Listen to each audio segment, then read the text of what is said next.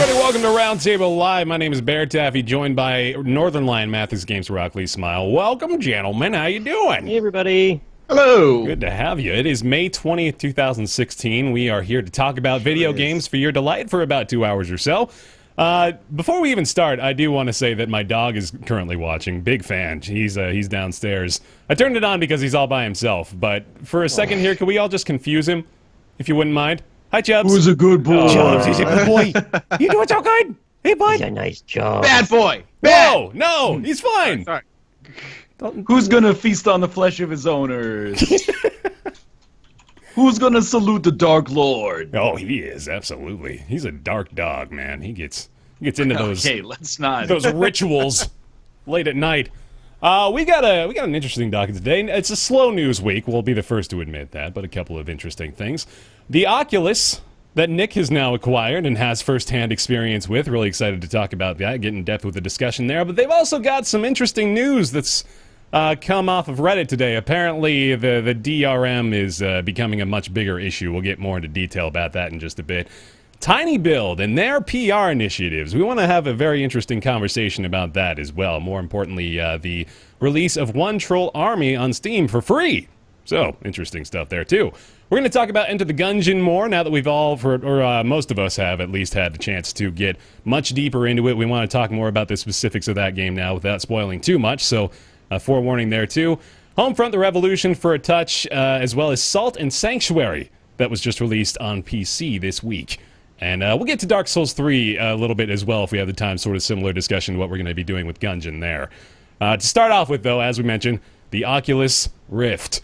Now, if you have not been, pardon me the pun that just came to mind, they've created quite the rift in their fan base right now. That's for damn sure. If you haven't been... That pun was ridiculous. Thanks. Woo! Man.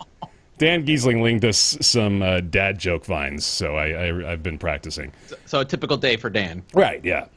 He's just practicing. If you haven't been following the news with Oculus, they have been sort of at the center of a shitstorm of their own making as far as their PR goes. Palmer Luckey has never really been afraid to tell people directly what's going on, or at least his opinion on things as they've been going on. But people sort of have been using that as more fuel for the fire, sadly. So in a general sense, Oculus has been pretty far behind on shipping their headsets for probably a couple of months now, right? It's been, well, Nick, your personal experience with that was probably pretty enlightening, right? I pre-ordered it right as soon as I could the day it opened for launch, and I just got it 2 days ago. So if that puts it in perspective. So sooner than I expected, actually. I thought it was going to take until the end of the month. And once I found out it was shipping, it got to me within 2 days. So there is that, at least. Yeah, a little bit of a positive there, I guess. So, Palmer Luckey. You know, you remember the song from Britney Spears from 2001, Lucky? Oh, I remember, yeah. Oh, shit. Okay, dude, there's a parody waiting to happen there. We need, like, the Idle Thumbs guys to do it. You know? Yeah, I hear you. Palmer Luckey. He's a star Oh, sorry. in the burgeoning world of game VR. Nice.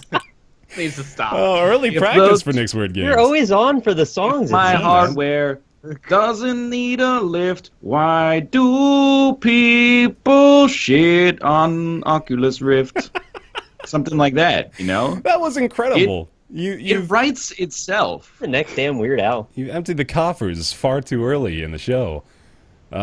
So the Oculus has been plagued with issues, and now the news only gets a little bit worse. So what's come up today is that apparently there has been a change in the Oculus firmware that disallows you from utilizing third-party apps or really anything beyond what Oculus has permitted you to use, more or less. They're really trying to bottleneck the entire Oculus library into this is what you get to use and this is the headset that you get to use it with. They don't tell you what this update does either, because I got it this morning. It just says, there's an update, click this button. I do, because that's what you do, and now I've got it. Yeah, Go me. That's about the same with the Gear VR stuff. They don't like to get into too many details with the patch notes, which I guess I've never really considered that before. I don't want to say that as though it's something that I get upset about when they're not very transparent about those things, but Yeah, now, in this particular instance, it is a little bit worrisome. A lot of people, too, are gonna make the argument of, oh, well, this is what happens when Facebook buys you out. Palmer Luckey's selling out his love for the PC gaming community, but that argument may be a little bit of just scapegoating things, you know? I mean, it is difficult. I mentioned this to you guys. It is difficult to look at this and not think Facebook has a hand in it, but it is more likely, I think, just an internal decision that may not end up being the best one. What do you guys think?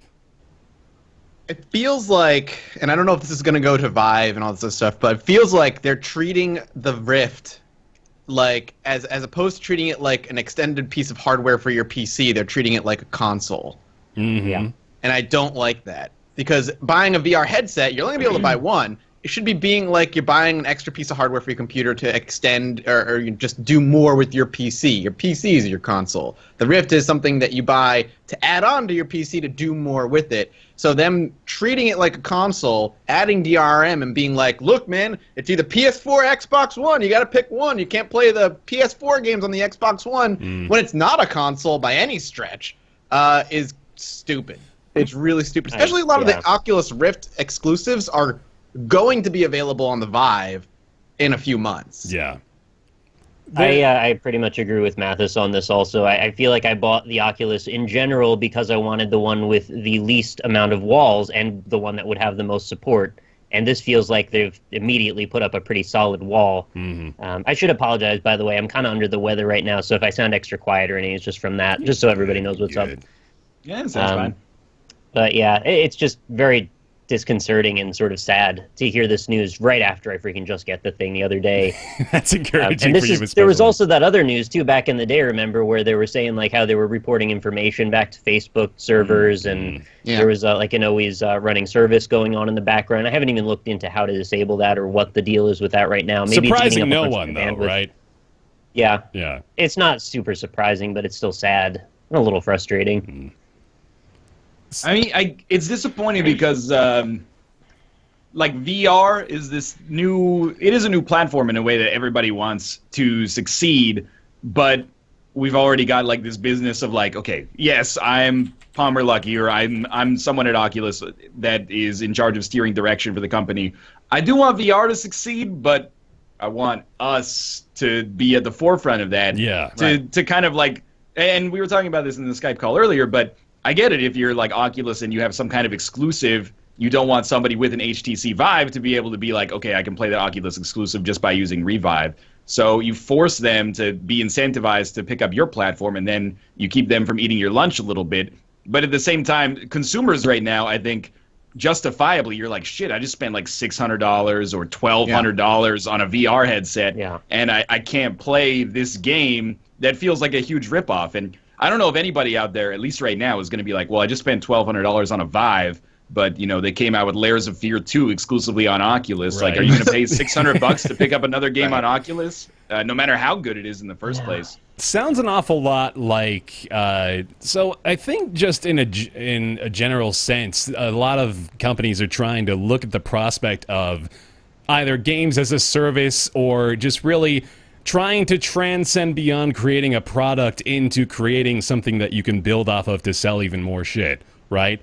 And it's far too early, in my opinion, to try to corner that market for the Oculus when this is the year where the three like consumer models of VR are just now entering the mainstream, right? You got the Oculus Rift, the HTC Vive, and the PlayStation VR.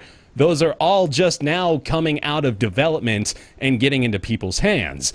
We're going way too fast with the transition here. We can't go from introducing people to new tech to trying to corner the marketplace on that tech and trying to create exclusivity. It's just not going to happen that way. No, the great thing about new technology is seeing once it's in the people's hands, what can people do with it? Cracking it open and letting the consumers like extend or expand the possibilities or the capabilities of that headset. And if one of the cool things they can do is like, hey, look, we made this Vive game able to work on the Oculus. Now, granted, we can't use the Vive controllers; those don't exist. But this is now playable on the Oculus. So if you don't have a Vive, you can play it on the Oculus. Touch is the equivalent. When the touch isn't out yet, though, right? No, it's not. But it sort of mirrors the same functionality, or will anyway. But for now, like just say, hey, this at least works in the Oculus. That's cool. That's like that gives people who have an Oculus the ability to play a Vive game. I'm sure the same is going to happen on the Vive. Like, hey, these Oculus exclusives, we've got them to work on the Vive. It may not be perfect, but they work. Like, well, just let the consumers explore and expand and mod, I guess, what they have.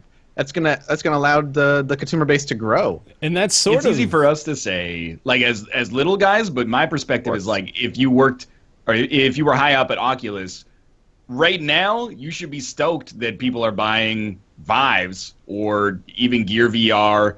Like it just illustrates that there's demand in the market where like 3 or 4 years ago it's unfathomable. As far as I'm concerned, if someone's willing to throw down over, well, I mean it's less in America, right? Like I don't remember how much the Vive is in the U.S., but it's 1,200 Canadian, 800 here, I think. If you're willing to throw down, $800 to buy a Vive, I think it's reasonable to assume that if Oculus ends up winning out in if this is actually a hardware where it's going to have like a winner, those are going to be people that you can tap as consumers, you know, in the next generation because they're already when they're cheaper to it. Yeah, exactly. When the second wave of VR comes out and it's cheaper and they all have motion and controllers, that's when people who got to try their friends VR are going to step in and buy their and you should be happy that the Vive is doing well or whatever headset did well.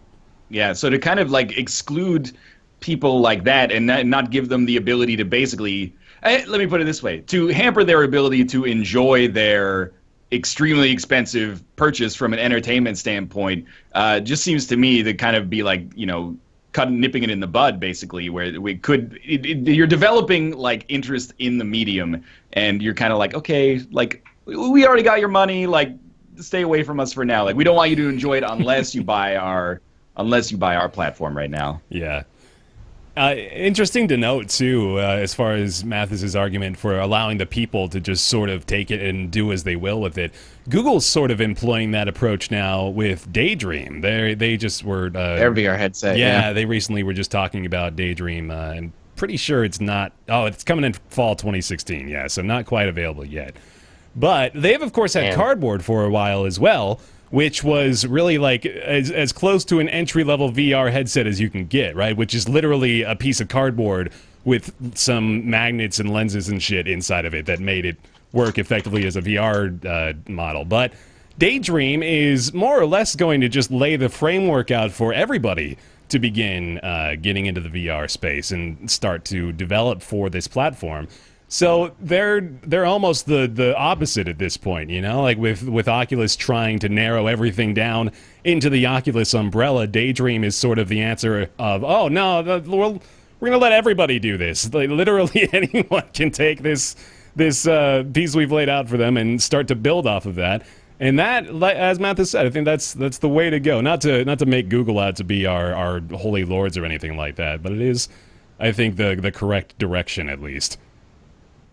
And you know what? I have to get a new cell phone this weekend because I expired the contract on my old one, which feels like being unchained for the first time in like 2 years. Yeah. But they're offering all these... new chain, Ryan. I had time to get a shiny new chain, but they're doing promotions that basically give you, if you get like a new top tier Samsung phone, they just throw in a Gear VR. And I'm like, maybe I'll be watching some stuff on the mushroom. Yeah, exactly. I'm telling you, dude. As soon as you get in that ant scene, your opinion's going to change. Your whole world. That's how I'm going to play like a Hearthstone from now on.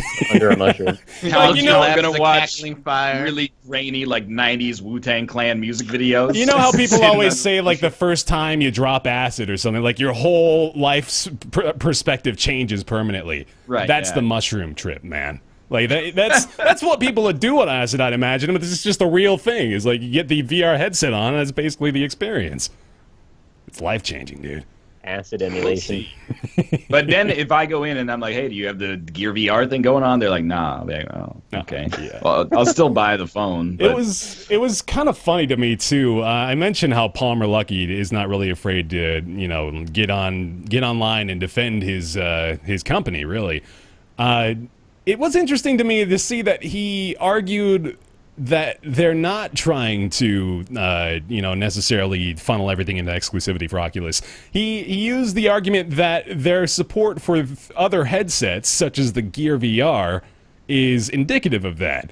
Which isn't true at all, because Oculus owns the Gear VR. And that just seemed a little disingenuous to me. I don't know what what kind of wool they're trying to pull over our eyes here, but it is weird that they're like making such a half-hearted effort at trying to explain it away. I don't know if... I think the point I'm maybe trying to get at here is I don't know if Palmer actually...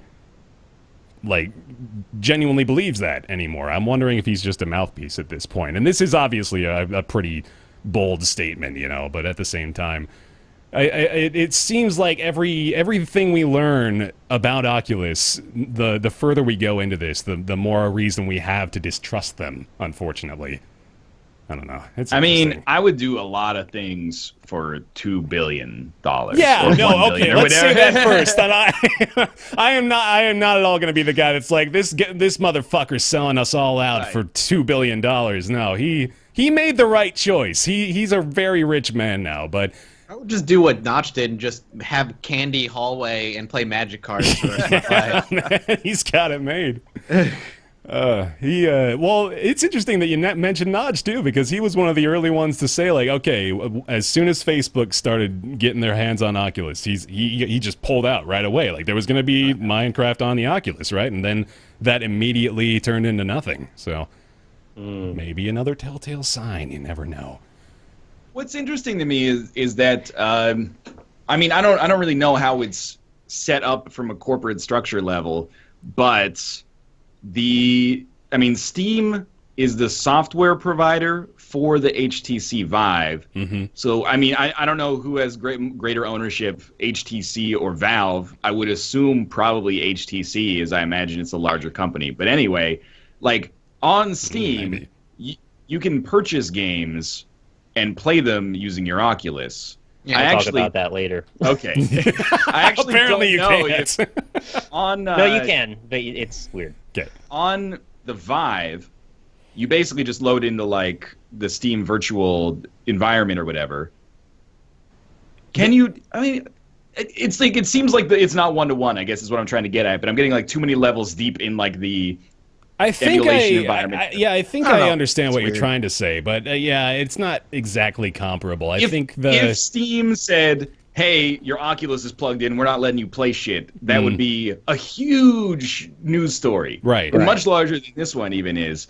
But it just seems like Valve is kind of being maybe they have the luxury of being a little bit less aggressive about it. It's interesting you bring up the DRM because there's a Reddit comment that I think kind of wraps up how the DRM's working on the Oculus pretty well. It says, when you put DRM features, you tie them to the digital service you use for distribution, not the hardware you sell. EA forces you to connect to their service for their online games. They don't force you to buy a Battlefield keyboard. Yeah.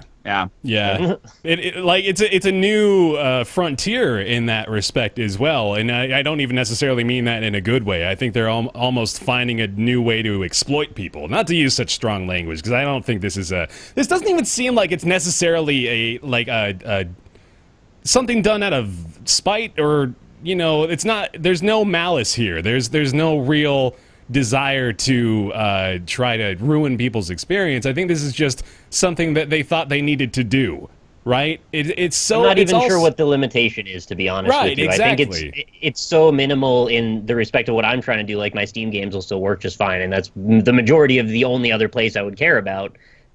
What is the other option? Like, where do I care about losing rights in this? I don't know. Well, we don't know yet. Yeah, that's the thing. Is it's all still the so looming new. Prospect down the road, perhaps. Sort of like I think it says something as well.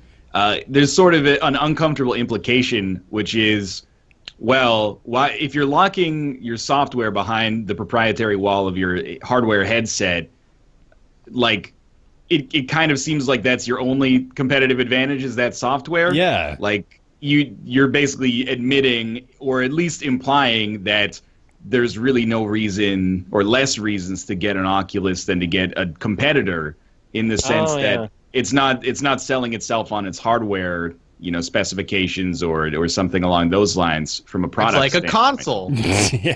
No, seriously, you're not buying a PS4 over an Xbox for normal people. You don't buy a PS4 over an Xbox One because of how much more powerful it is. You buy one over the other because it has the games you want. Mm-hmm.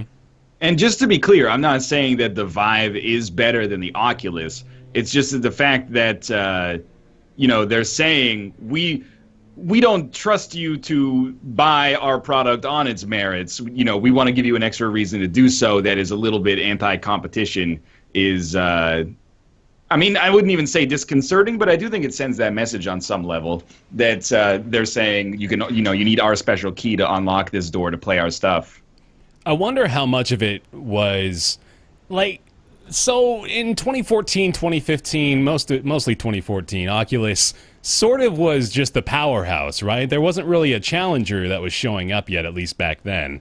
And I feel like maybe a lot of that has, or at least maybe the attitude created out of that environment maybe has carried over a little bit, because they don't seem to at least be 100% aware of the fact that from an outsider's view, they're not really on top anymore, and they're sort of dropping like a stone, honestly. As far as public opinion goes, it's definitely not looking too great. I think once for people them started anymore. getting to try the Vive, people were like, Yeah. this is actually Honestly, incredible.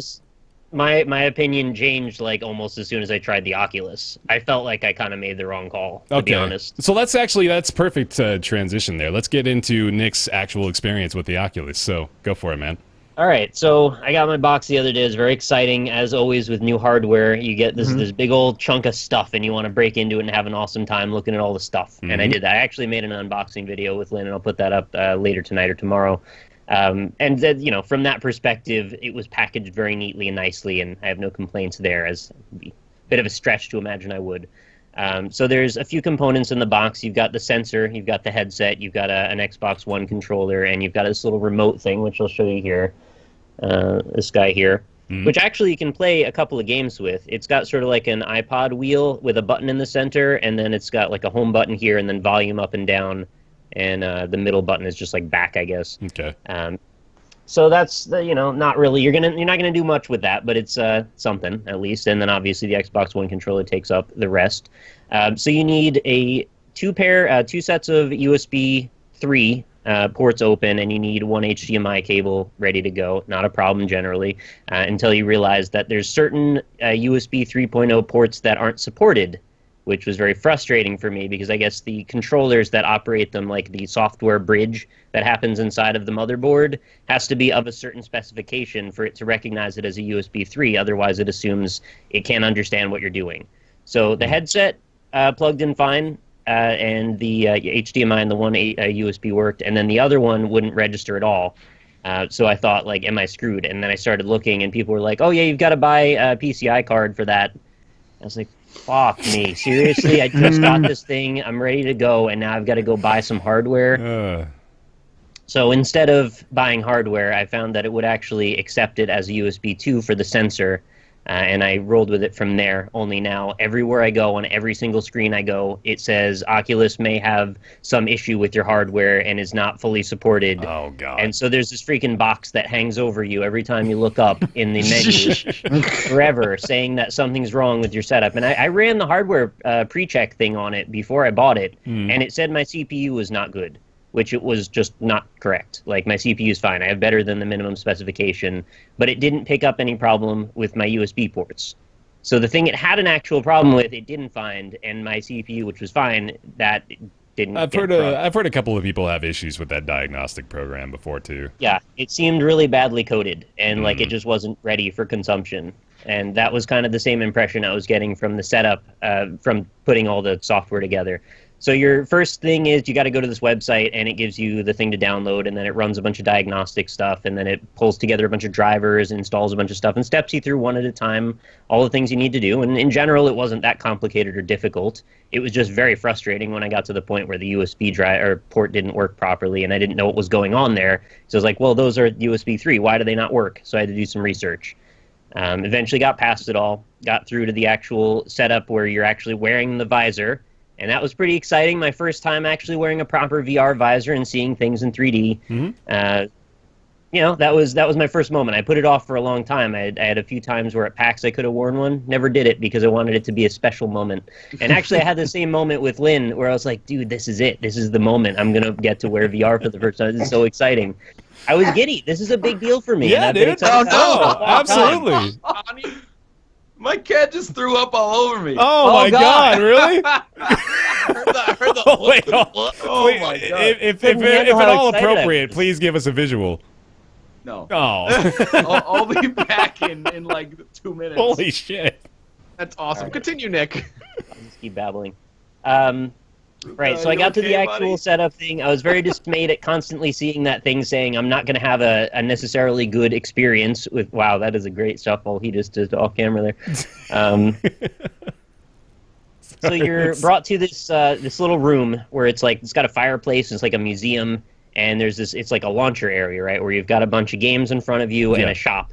And the first thing is like, well, you should go buy some stuff. I'm like, all right, well, can I just have some free stuff because I just paid $600? Yeah. And it's like, all right, you can have this Fox game. I'm like, all right, cool. I'll have the Fox game. Download the Fox game. It's like a gig. It's like whatever. You got to download stuff. That's fine. Lucky's Tale? Yeah. And I downloaded a bunch of like tech demo little free things, whatever I could find on the shop. And there's maybe about 50 items in total on the shop. Maybe about 5 or 6 of those are free. And a bunch of them are like trash-looking, third-party, We Play 3D video kind of apps. And I didn't want any of those, so I didn't bother with them. So I grabbed a bunch of those free things, grabbed the Lucky's Tale game, I grabbed the Eve something, Valkyrie something or other. I actually haven't even launched that yet. I hear that's like the one. Yeah. The one? All right, Yeah. well, I'll have to check that out later tonight. And I just ran a bunch of those little videos, and I was like, this is pretty cool. I'm watching 3D stuff happening in my room, and Yeah. the sensor worked fine, even on USB 2. I had no lag, no problems.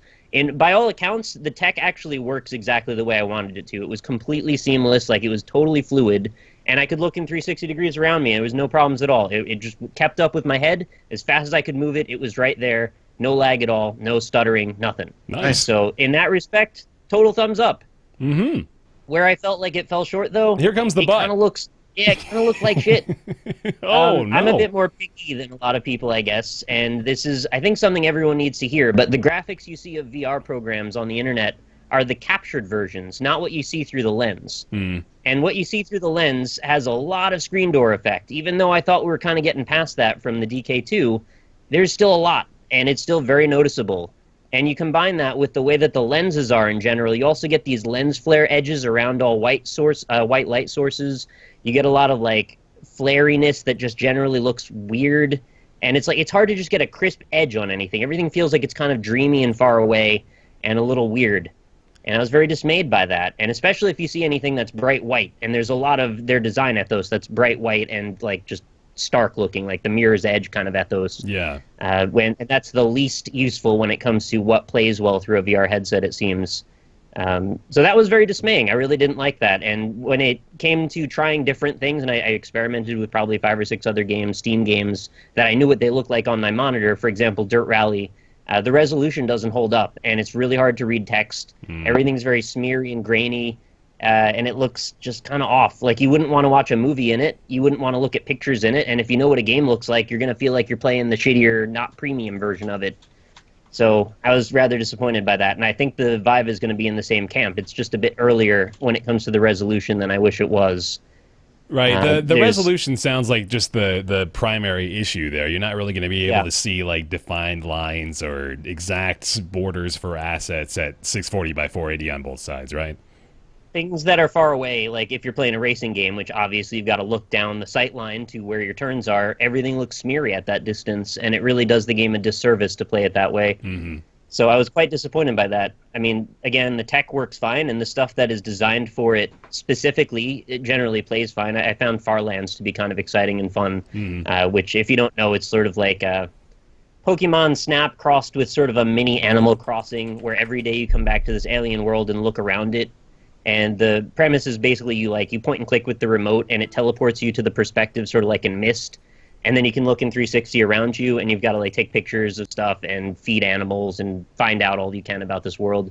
It looks really pretty, and it generally works the way they designed it to. And it's probably, in my opinion, the flagship thing you should want to play around with when you first get it, especially because it's free if you bought the Oculus. But I got this feeling that sort of reminded me of when I was playing the 3DS, where it's like, I can tell this resolution's way too low, but we're trying to make it work anyway, and you're just supposed to kind of go with it. And I felt like we were really being held back by that a bit. So I'm very curious to hear what other people that got the system think about it, the headset think about this, because I don't know, maybe I'm the odd man out because I'm too picky. Well, I remember, especially when we were talking to TB, you remember the episode of Co-optional we were all on, he was talking about the Vive. Yeah. And I asked him specifically about the screen door effect, and he didn't even know of the phrase before he was asked that, so I guess it didn't really make that big of a difference for his experience, clearly. But maybe it sounds like the Oculus if he didn't notice it at all and you pointed out as one of the glaring problems with it, it must be... Well, what I remember him saying was something to the effect of like, oh, you notice it first, but then when you start playing, you kind of forget about it. It starts to fade away. Yeah. And I guess I agree with that to some extent, but again, maybe I'm just more picky than some, and I had a hard time forgetting about it. Mm-hmm. I feel he had only played with the Vive at that point, and I feel like with the Vive moving around and being more active, your brain is more likely to push that off to the side when you're basically engaging engaging your entire body in doing that. I'm of the opinion that there are going to be games where VR is just not going to be what you want to do. Like you said, games that as an example, maybe Mirror's Edge is a game that's going to look gorgeous, but if you wear the VR, it's like, granted, you can look 360, but it's going to diminish how the game looks. Where games like Elite Dangerous or Star Citizen at some point, like those are going to be games that I feel like I will almost exclusively want to use VR for because it's that immersion in the cockpit. I'm there. And since it's not super bright either, because you're in deep space, everything's dark and black out there, you're not going to see like that bright white light that's going to show like what you were talking about before, like the rim of the lens. I think there are going to be some games that really shine in VR, and like you said, other games where you maybe just want to play it normally. The angle also on the lens is very, very specific. Like, you kind of tune it a little. There's this little knob underneath, I could show you here, where you can set the separation between the two lenses, and I have it all the way over, but you can sort of jog it a little bit to where it is the sweet spot for you. But even within that, you have to adjust it up and down until it nails exactly the right spot where your eyes line up. And if you're even slightly off, everything looks really blurry. It's like the 3DS. It's like the 3DS, If you even move it slightly out of that range, it won't line up or look right. And I did sort of a compare and contrast experiment because this game, Mind Path to Thalamus, if anybody's heard of that, has a VR option. And I've played a bunch of that, enough to know what it looks like, and it's generally a very pretty game. And so I tried the VR option with that. And I found that putting yourself in the first-person perspective from that camera really does the game a disservice because all the assets really crumble when you can see them at that close a range. They're not meant to be seen right up in front of your eyes. Right. And even at Ultra, they just don't look that good. So I think if you're going to get into the realm of VR and first-person cameras, you've pretty much got to have textures that are as good as they can look at like the best possible quality for PC gaming now. Anything short of that is going to make the game not look good. And it's even exacerbated more by the fact that it's got this very particular range you got to look at it from, and there's colors that don't look great in that realm, and there's like a lot of stuff that kind of makes the game fall apart graphically, in my opinion. So a bit of a disappointment. Ultimately, then, it sounds like it's I wonder if it's maybe an issue of what was your expectation going in? Did you expect for it like graphically, visually to be impressive, or just I wanted immersive sharper enough? edges is the big thing. I think just if they had sharper edges that felt really crisp, it would have done a lot more to get me past that issue. I even would have not minded the screen doorness as much if it was just that it didn't bother the edges as much. I thought they would have had like anti-aliasing or something to compensate, but I don't think it's about what's being rendered. It's about how it's coming through the lens. Yeah. So it's not really anything they can help yet until they find a better way to get around that. And this was my reality check because I'd never worn a headset before, and coming from playing games at 1080p on my computer monitor at 60 FPS, I just was figuring they would try and hit as close to that target as possible. And I thought with the 2 iterations of developers kits that they would have gotten closer than they have. Yeah. So I set my expectation bar a bit higher than I should have, and now I pay the penalty for that. Fair enough.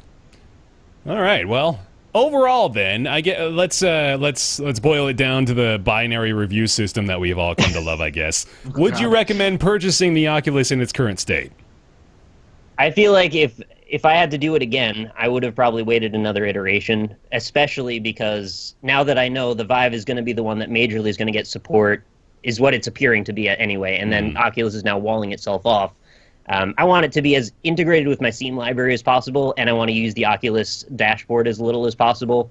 That combined with the graphical issues that I found, it just feels like a little bit of a missed opportunity. I kind of wish I had gotten a Vive now.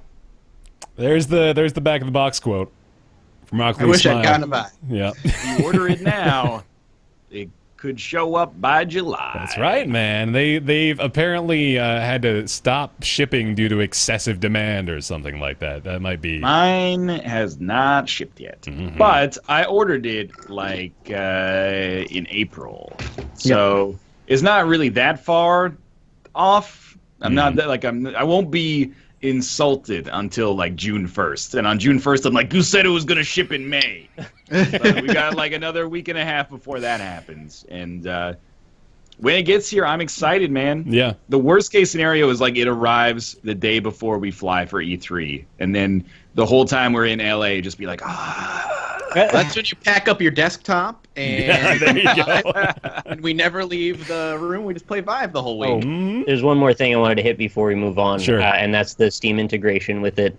I was expecting that it would be a little bit more sorted out than it actually was, and unfortunately Steam just treats it as if it's a Vive, but then it isn't. So there's a setup that's like you want to do either room scale or sitting room, and they expect you to, without any prompts, just kind of figure out that what you're supposed to do for setup is do the sitting scale one, and then you have to like put it on and hold it in front of your sensor, which it's not the sensors the Vive has, it's one little camera looking sensor, and then just sit it on the floor for a second. And it like walks you through that, but it's just really odd because you're never actually called out as having a Vive. And then even when you get it set up properly, it just doesn't always recognize things properly either. You're supposed to have this little Steam like VR world where you can access the menus from, and it just doesn't seem to work. You get the Oculus dashboard, which is like not registered with Steam, and then you just get an empty room. So you've got to launch the games one by one, which means you've got to take the headset on and off each time you do it, which is very annoying if you've got glasses. You kind of want to get it on, set it up properly, so you get that sweet spot with your eyes lining up, and then sort of leave it alone and do everything from in the visor.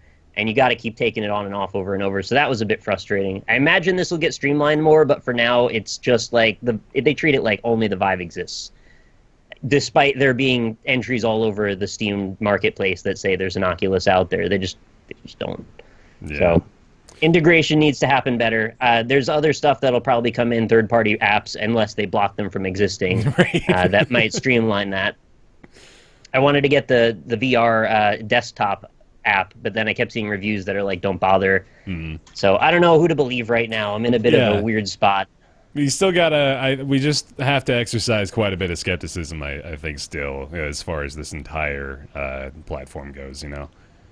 But I don't want it to come across like it's all bad. Yeah. It works the way it's supposed to work. It's proper VR. I mean, it does the thing I wanted it to do. I can look around and it keeps up with my headset with my eyes moving, and that's great. It just sounds like it's still not very exciting. It's not like that magical experience that you wanted, right? I was hoping we were going to make a jump from like the N64 to the Xbox or something like that, but we just jumped to the GameCube just or got something a even a GameCube. little before that. It's got a little box with mini discs. Why were they so small? Why did they have to make them so little? They get Smaller lost. capacity on them. They're like little They didn't fucking need. They saved sausage money. biscuits. Yeah. All right. Sausage biscuits. Yeah, like sausage biscuits. Did you have any size. questions? GameCube. I'm happy to answer questions if anybody had any. No, I think you summarized it for me. You guys good? I'm Yeah, good. Chad doesn't seem to have any, so. Cool. Okay. All right. That's the Oculus. That's a fun story. Let's move on. Let's talk about tinyBuild.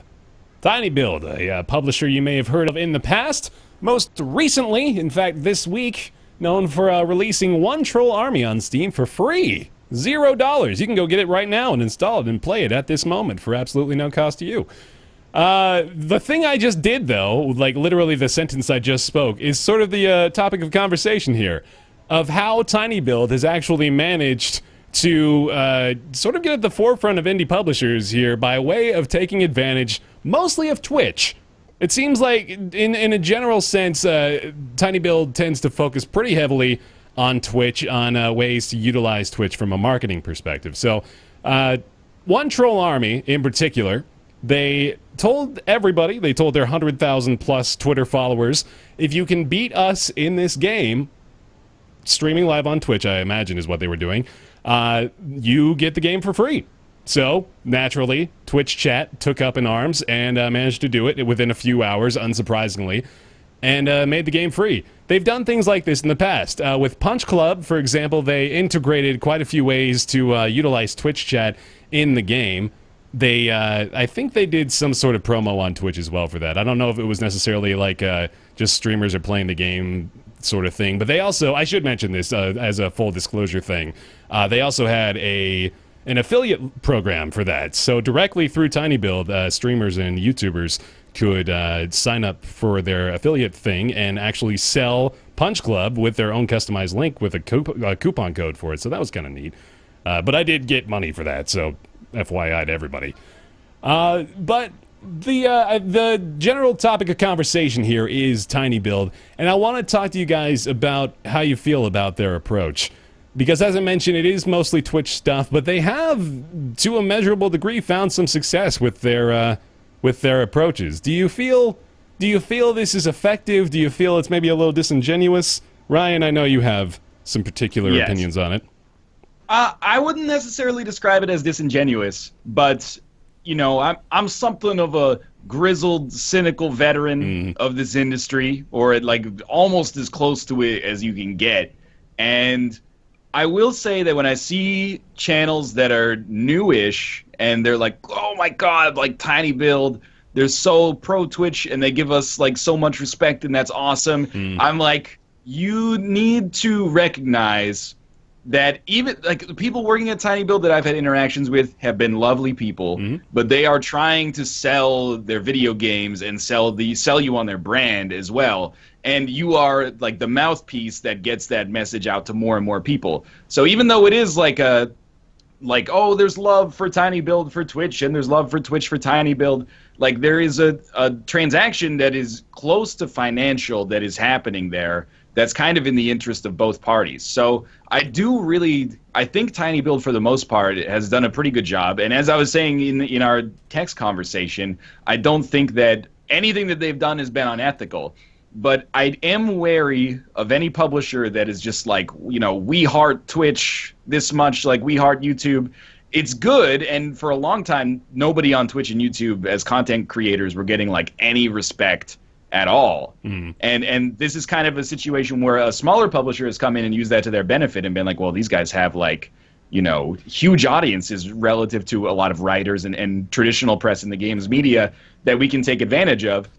And I do think that they've gotten a lot of goodwill almost by default by being one of the few publishers to do this. And it makes me a little cynical, I guess, to see Twitch streamers be like, well, tinyBuild like has our best interest in mind. It's not like they don't have your best interest in mind, but it is in their self-interest as well. So when I see stuff like, you know, the affiliate store, I have no problem with this. You know, we're going to do something where, you know, if Twitch beats us, or if Twitch beats Punch Club will come out faster. That's all cool. That's Twitch integration into, what was that game called?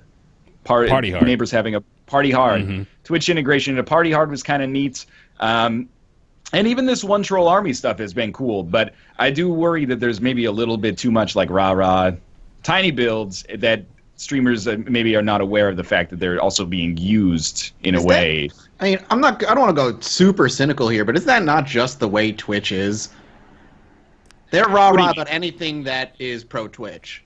Well, yeah. I mean, that's probably true. The Twitch mentality is they love themselves as it is. But, like, anytime there's somebody that's super pro-Twitch, they're, like, fucking all over it. Well, yeah, that's, think about with Choice Chamber as well. Remember back when that Kickstarter was running and Twitch forked over something like $5,000 just to be able to make it happen. Yeah. Yeah. That poor game. That's a cool idea, but... There's this perception that seems like people that are getting into this now, or people that are new to the concept of making money on Twitch or YouTube, they feel like they need to undervalue themselves. It's like, holy shit, I can make money. I can make a living playing video games. And they can't get over how exciting that is to themselves. So they undervalue themselves drastically. And then people come in whose, you know, own self-interest serve that. And they use that concept to go, hey, look, you want to do a thing? Here's a code. And someone going, oh, my God, you'll give me a code? Yeah. That gives me this air of legitimacy. And now all of a sudden I feel like I'm somebody. So they're just, it's sort of a little bit of, I don't want to say psychological manipulation, but it is how business works. Yeah. So I think that's all like where Ryan's coming from, right? And I pretty much agree. I want to come to bat for him for a second because I do want to say. I don't want to put words in anybody's mouth either, please. Sure, yeah, no. Like, I think it's hard to really. I don't like. We're obviously not even really upset at them at all, but it's hard to be upset at them for something like reaching out to the little guy, right? Like we'd all be pretty encouraged by that. I think if we were back as smaller channels again. I know personally, if I was back at like 100 subs and tinyBuild was like, "Hey, we'll give you Punch Club for free," I'd be like, "Fuck yeah, that's awesome."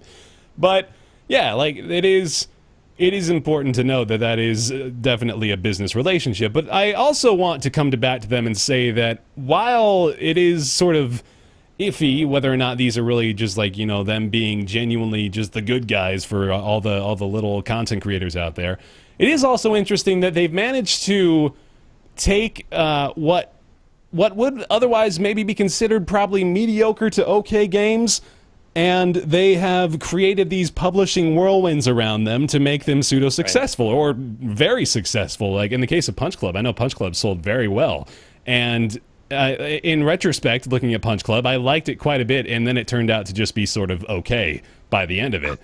I was like, I liked it, and then went to fucking hating it. So that, well, I kind of want to talk about One Troll Army in that respect as well, because I tried out One Troll Army for about an hour or so, and it's pretty good. It's a great free game. It's a terrific free game. If you're looking for something free to play on Steam, I highly recommend One Troll Army. But otherwise, I wouldn't ever really be that excited about this game otherwise. So that's where I got to give him credit, I guess. And to address the point that came up when what you and Nick were saying, it's not that I'm at all considering what tinyBuild is doing is bad. Mm-hmm. I mean, when you say like it's ingenious, you're kind of, there's an undertone of like you're tricking people, but I don't mean it like that. But I do think that they're getting a lot of value out of flattering Twitch streamers, if that makes sense. Right. And I on the level of a Twitch streamer, I would just caution, not to talk down to anybody, but I would caution you to get over that as quickly as possible. Yeah. You should not. Someone sends you a code. That's it's weird, your job. Right? You're a streamer. They give you a code.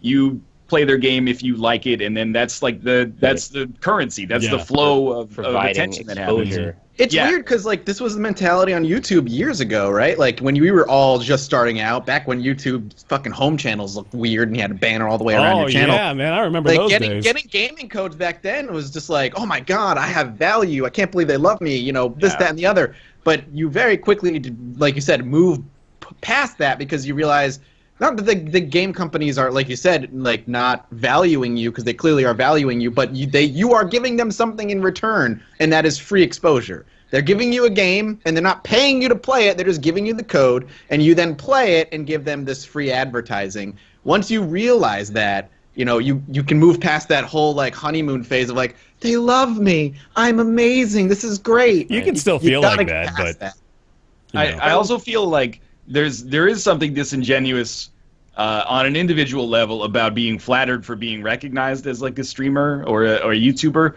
because they're like, oh my god, they know what Twitch is. It's like $1 billion company. Yeah. There are people on Twitch. There are a lot of people on Twitch making six figures. There's probably at least a handful of people on Twitch making over $1 million a year. And you're like, of course they're going to recognize you. Like, this is an avenue. I guarantee you, it's not just tinyBuild. Everyone in AAA knows about Twitch and is trying to use Twitch to leverage their marketing. Everyone in these AAA companies knows about YouTube, and they like it took them forever to catch on. But I do think they get maybe like I'm surprised, I guess, at the amount of value they're getting out of streamers for basically, bending over backwards for them, but... Yeah, well, think about what it is they're actually doing, right? Like, the comparison there to the AAA devs who are aware of Twitch and want to try to use it to promote their stuff. I think the extent that goes to, basically, is something like Ronku, with EA. About all they're gonna do, I think, for Twitch and for Twitch streamers is give them the early access and allow them to stream under their umbrella, right? Like, that's generally, I think, all we're gonna see out of them.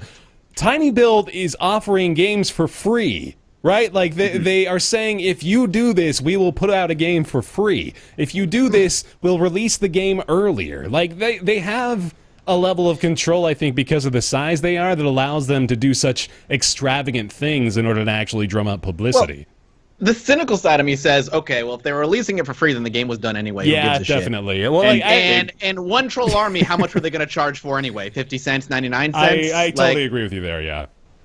Like I think it's probably in this particular instance, I imagine they anticipated they would be putting the game out for free anyway. Especially when they screenshotted it, yeah. And they screenshotted their Twitch stream, and like they beat the game. And I looked at like their viewer count, I'm like 160 people were fighting for this game. That's not a lot on the Twitch end. Yeah. It generates some really, and again, please don't take this as being negative towards tinyBuild. It's kind of a genius way to generate a lot of goodwill towards your publisher as well. Yeah. To be like, because if you read the headline, most people at least are not going to be like, well, maybe the game, wasn't going to make very much money anyway. How many So we've gone back around. Now it is genius again? Well, I mean, I never thought it wasn't genius. I just thought that, the disproportionate value from streamers because they were being flattered. It's not genius on tinyBuild's part, but it does generate goodwill towards tinyBuild because people will look at the headline and be like, oh, they released their game for free because of this. Right. And maybe it's doing it. Exactly. Yeah. Maybe they looked at it and they said this is probably not going to do that well anyway, so maybe it's worth more in kind of just marketing for us to get this, warm fuzzy feelings around. Right. Which is I think smart. it's a good strategy. I think it's a fine strategy, and I'm sorry if I gave the impression that I was trying to be negative or pessimistic against them. It's not that. I just wanted to kind of clarify that the perception that it comes from the user end as a new Twitch caster, it sometimes gets a little overly inflated. But we'll all get past that. And that happens with not just new Twitch casters, but new YouTubers who get their first free game code too. Like it's a step you kind of have to go through in a weird way.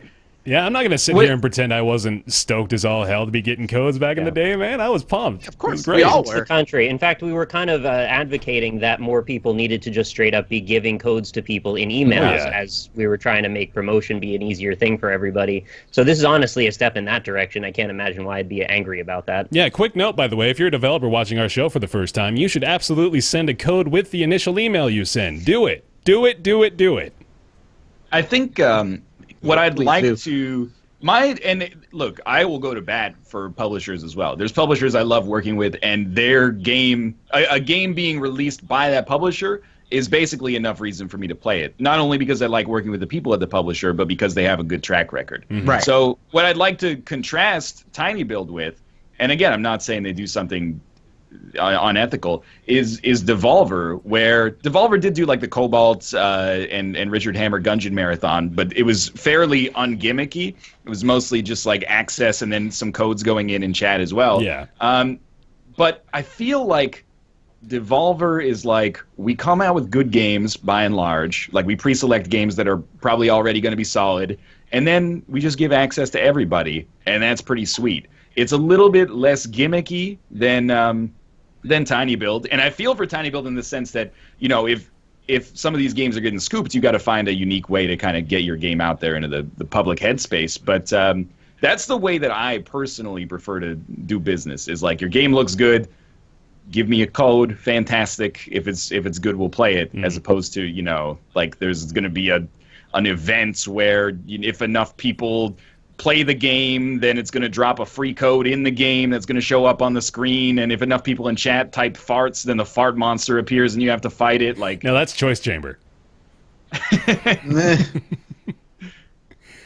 Yeah, I think I don't. Yeah, I think we've established that we're not anti-tinyBuild here. I think quite the opposite. In fact, I applaud them, honestly. Like they're doing things quite differently. They're breaking through a lot of these walls that I think a lot of people had assumed were put up.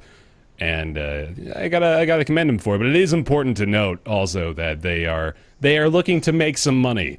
And they are finding very good ways of doing that too.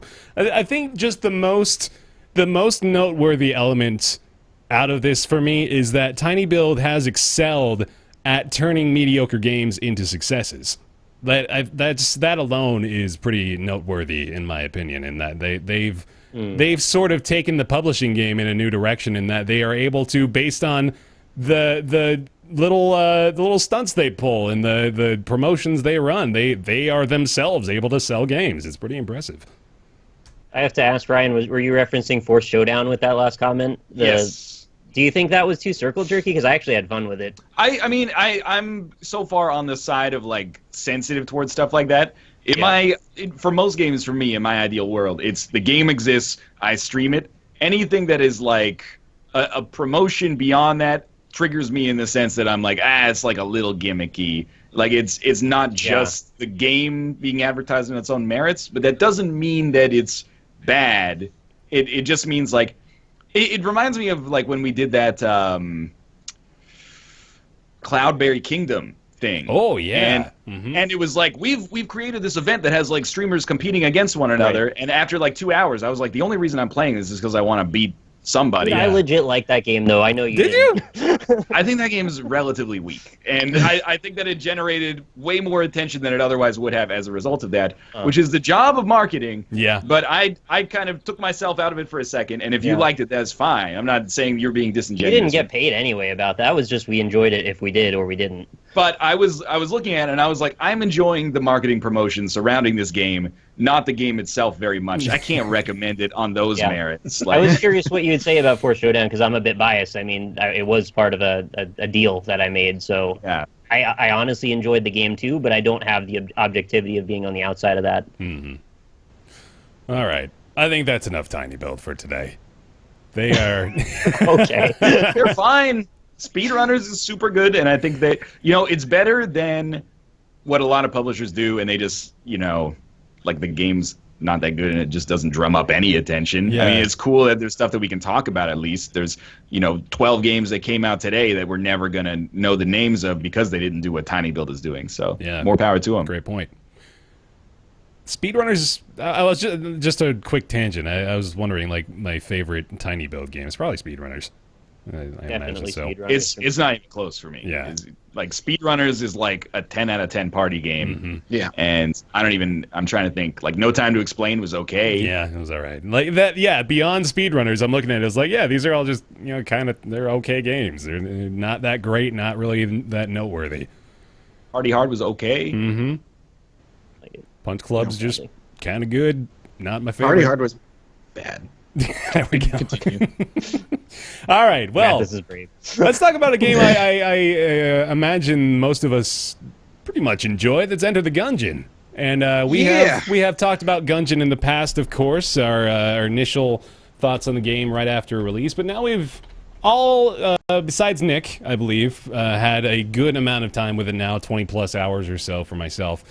And we're going to talk more about it, more of the in-depth stuff. So, minor spoilers, I'd say. If you haven't played the game at all and you plan to, I would probably recommend avoiding this conversation because there's quite a bit of depth to Gungeon, and there's lots to discover. So we're going to steer clear of most of the secrets, right? Yes, most of the secrets will remain spoiler-free, but we're gonna try to. I would say anything past the first final boss is probably. It's a spoiler. Oh man, spoiler already. Jeez. So let's go around. So Mathis, after a little while, feeling better about Gungeon? I know you had probably a different opinion than. I think I have the discipline of all three of you. Yeah. I'm done with that game. You're done with it. And not because I think it's a bad game, because I don't think it's a bad game. I actually think it's really good at what it does.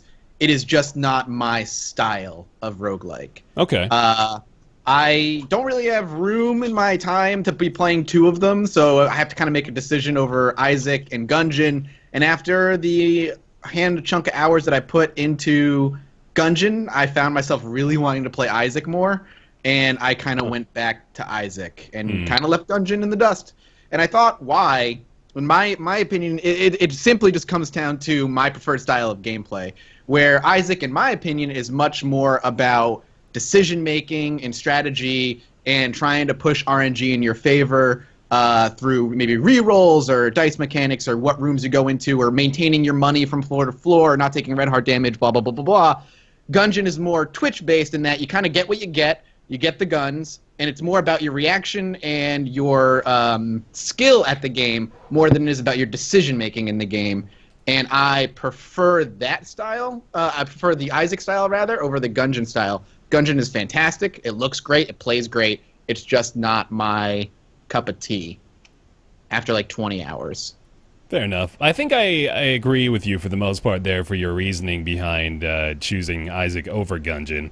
That's probably I don't know if there have really been any other major comparisons made for roguelikes. It's probably the more accurate one anyway. But it's more like people saying, so you prefer RNG over skill. It's more strategic decision making over skill. Mm-hmm. Like I prefer, like with Isaac, you do everything in your power to make the right decisions to push RNG in your favor, I guess. Where Gungeon, it's no RNG and it's all skill. It's just two different styles of games. Isaac is more, in my opinion, strategic than it is Twitch based. If you're saying Isaac is RNG purely, then you don't know what Isaac's about. Right. The thing with Gungeon is that it's balanced in such a way that effectively 80% of the items are like worthless and 20% of the items are brimstone level, like don't guarantee you a win but give you a huge like chance. And like in Isaac, at least the items that are not game winners affect your run. Like if you pick up rubber cement, you're not like, oh, this has won me the run, but for the rest of your run it has kind of like an influence that prevails throughout the run, and it can eventually lead to something cool. But in Gungeon, although there are a lot of passive items, most of the time you pick up like a shit gun and you're like, okay, shove that in the inventory, I'm never going to think about it again because I have one good gun and one decent gun that I'm just going to use for everything. So I do find that I agree with you in the sense that it's way more focused on the Twitch gameplay. It's more like a game like Contra or something like that, where you're focused on the actual mechanics, not less so than the items, but the items are basically like, I'm going to open as many chests as I can and then hope that there's one or two items that basically give me the win out of it. It's not as easy to kind of like min-max to the sense that you can emphasize your advantages and kind of like de-emphasize your disadvantages, I guess. That's fair, yeah. I agree with you for the most part there. I'm still definitely enjoying it. I think I'm still going to be playing it for quite some time, especially because I've only now managed to clear the first final boss after probably that was like episode 20 or something. That was finally the run that I managed to take him down. And I think difficulty-wise, I like it quite a bit. I think the difficulty curve on it is pretty damn near perfect. I felt like I was learning at a really good pace. I was making progress at a really good pace and getting down to the lower level bosses at a rate that made me encouraged to continue playing and keep wanting more. So I wanted to give it credit for that. But it also is just a little bit too repetitive now, unfortunately. Like, especially in Chambers 1 and 2. Like, you know what you're getting into now, right? There's really nothing that's going to throw you for a loop. There's not really any curveballs that can hit you that are... That's another weird thing it's like such a weird criticism because it's such a personal thing, right? Like, in my opinion, Gungeon runs never felt different enough. Like, they always felt similar. The guns were different and they're cool, but like, by the time you're on Caves 1 or Caves 2 in Isaac, your run can look fucking 100 times different than it did on your previous one, where the guns, they're cool and they do some neat things, but for the most part, your run looks relatively the same unless you get this like a Meat Boy gun or whatever that just carries you through the whole game. Isaac runs are more interesting in visually and in how they play than Gungeon was. Yeah, I definitely agree with that, and the issue of a little bit of repetitiveness, and in the guns themselves as well. Like, there's a good amount of variety as far as the projectiles go and what they actually do, but it's really just not enough to break up the monotony, I don't think. It's mostly in the early game, though. Like, when you start to get a good supply of items, and the enemies tend to become a lot more varied in Chambers 3, 4, and 5, so that does serve to break up the monotony. And like, the room design is actually a lot more interesting in the later Chambers as well. Like, I feel like the first two Chambers are just such a grind at this point. It's just, okay, I have to do this just because this is how I get to Chambers 3 and 4 where the actual game starts. Not only do you have to do it, but you have to do it nearly perfectly too. Like, you're walking on eggshells the whole time, because the arc and for the difficulty to scale properly, you pretty much need to stay almost not getting hit for the first two floors as much as possible, or at the very least avoid getting hit at all on the bosses to get that curve to start going in your advantage.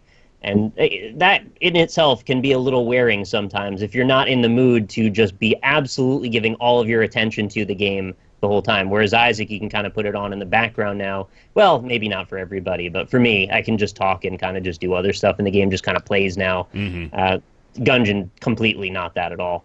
In a way, that's what I like about Gungeon, though. Yeah. And this is coming from the position of having played fucking 2,000 hours of Isaac games. Yes, but like Isaac, although I've been dying. What happened? I've been Don't worry dying about more me. than I thought I'd that like was to a die. spider that just came down from the ceiling and was a piece of cat fur. Yeah, how's Like, Tomo, my- by the way? Ruka was the one that Oh, threw up, Ruka, but okay. He's hopefully okay. Yeah. The room smells better now, which is good. But I actually will take the position, and it might have seemed like I was being negative towards Gungeon at the start, but I'm really not. I will take the position that I think in many ways Gungeon is a better game than Isaac. And we're kind of like going over the same territory we treaded when we originally talked about the game.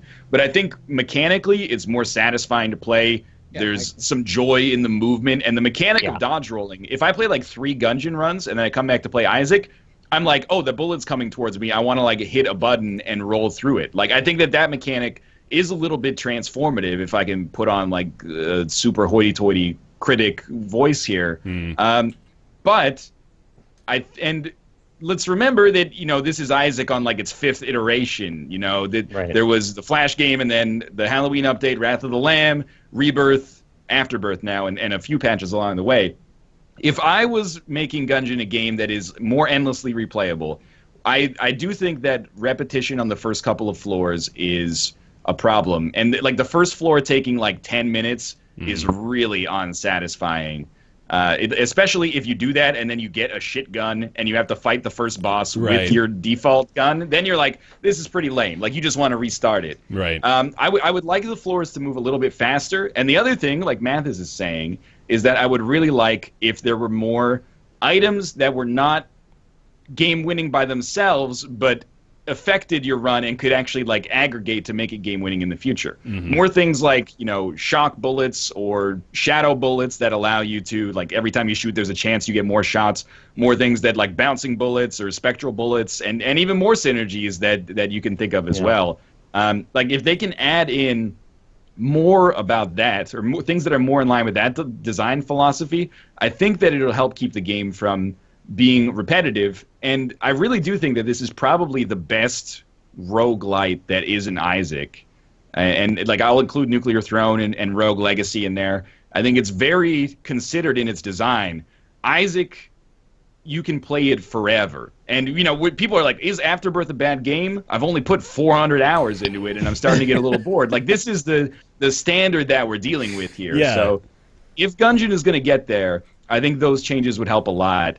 And I do think that as people play more, the difficulty curve will be right, because it's quite hard, and you do have to focus the whole time. But I know I'm starting to get there. It's going to take a while. Yeah, I hope I didn't come across as being negative. I was just sort of giving my background on it. Honestly, I think the game is fantastic. I think it fits right in the other slot next to Isaac, as this is the active and this is the passive game, depending on my mood.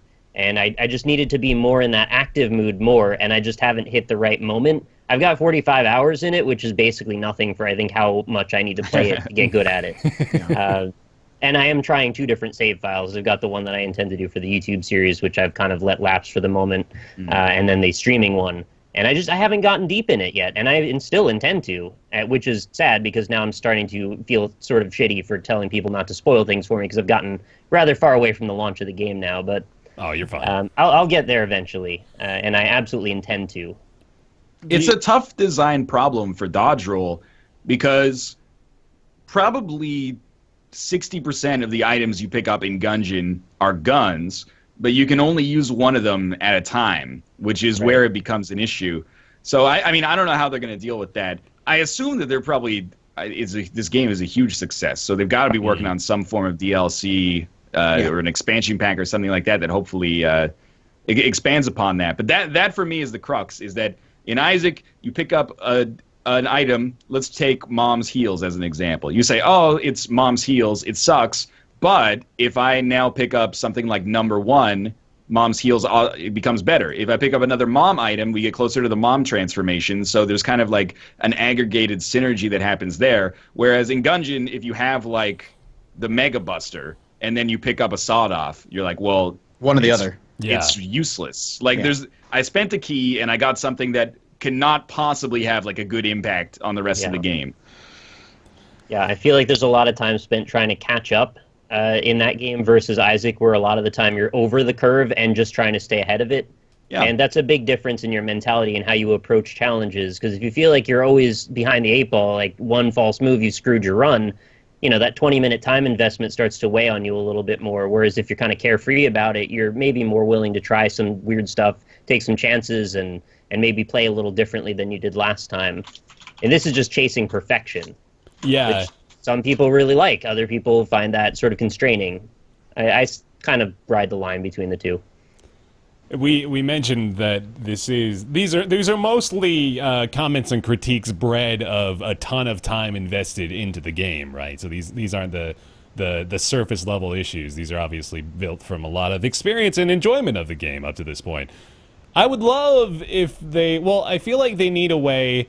We've mentioned this a couple times, in order to make it so the endless belt of guns that you end up with isn't just totally useless by chamber 4 or 5, right? Because by that point, 90% of the time you've just decided upon a weapon that's effectively going to end the game for you. Or they're all out of ammo and you're desperately trying to hang in there. Yeah, exactly. So I'd love it if they did something like, I think you were hinting on it, Ryan, maybe something like allowing the guns to, maybe if you put them in tiers or something like that. I'm thinking about the gun muncher in like a way. Yeah, they are already, aren't they?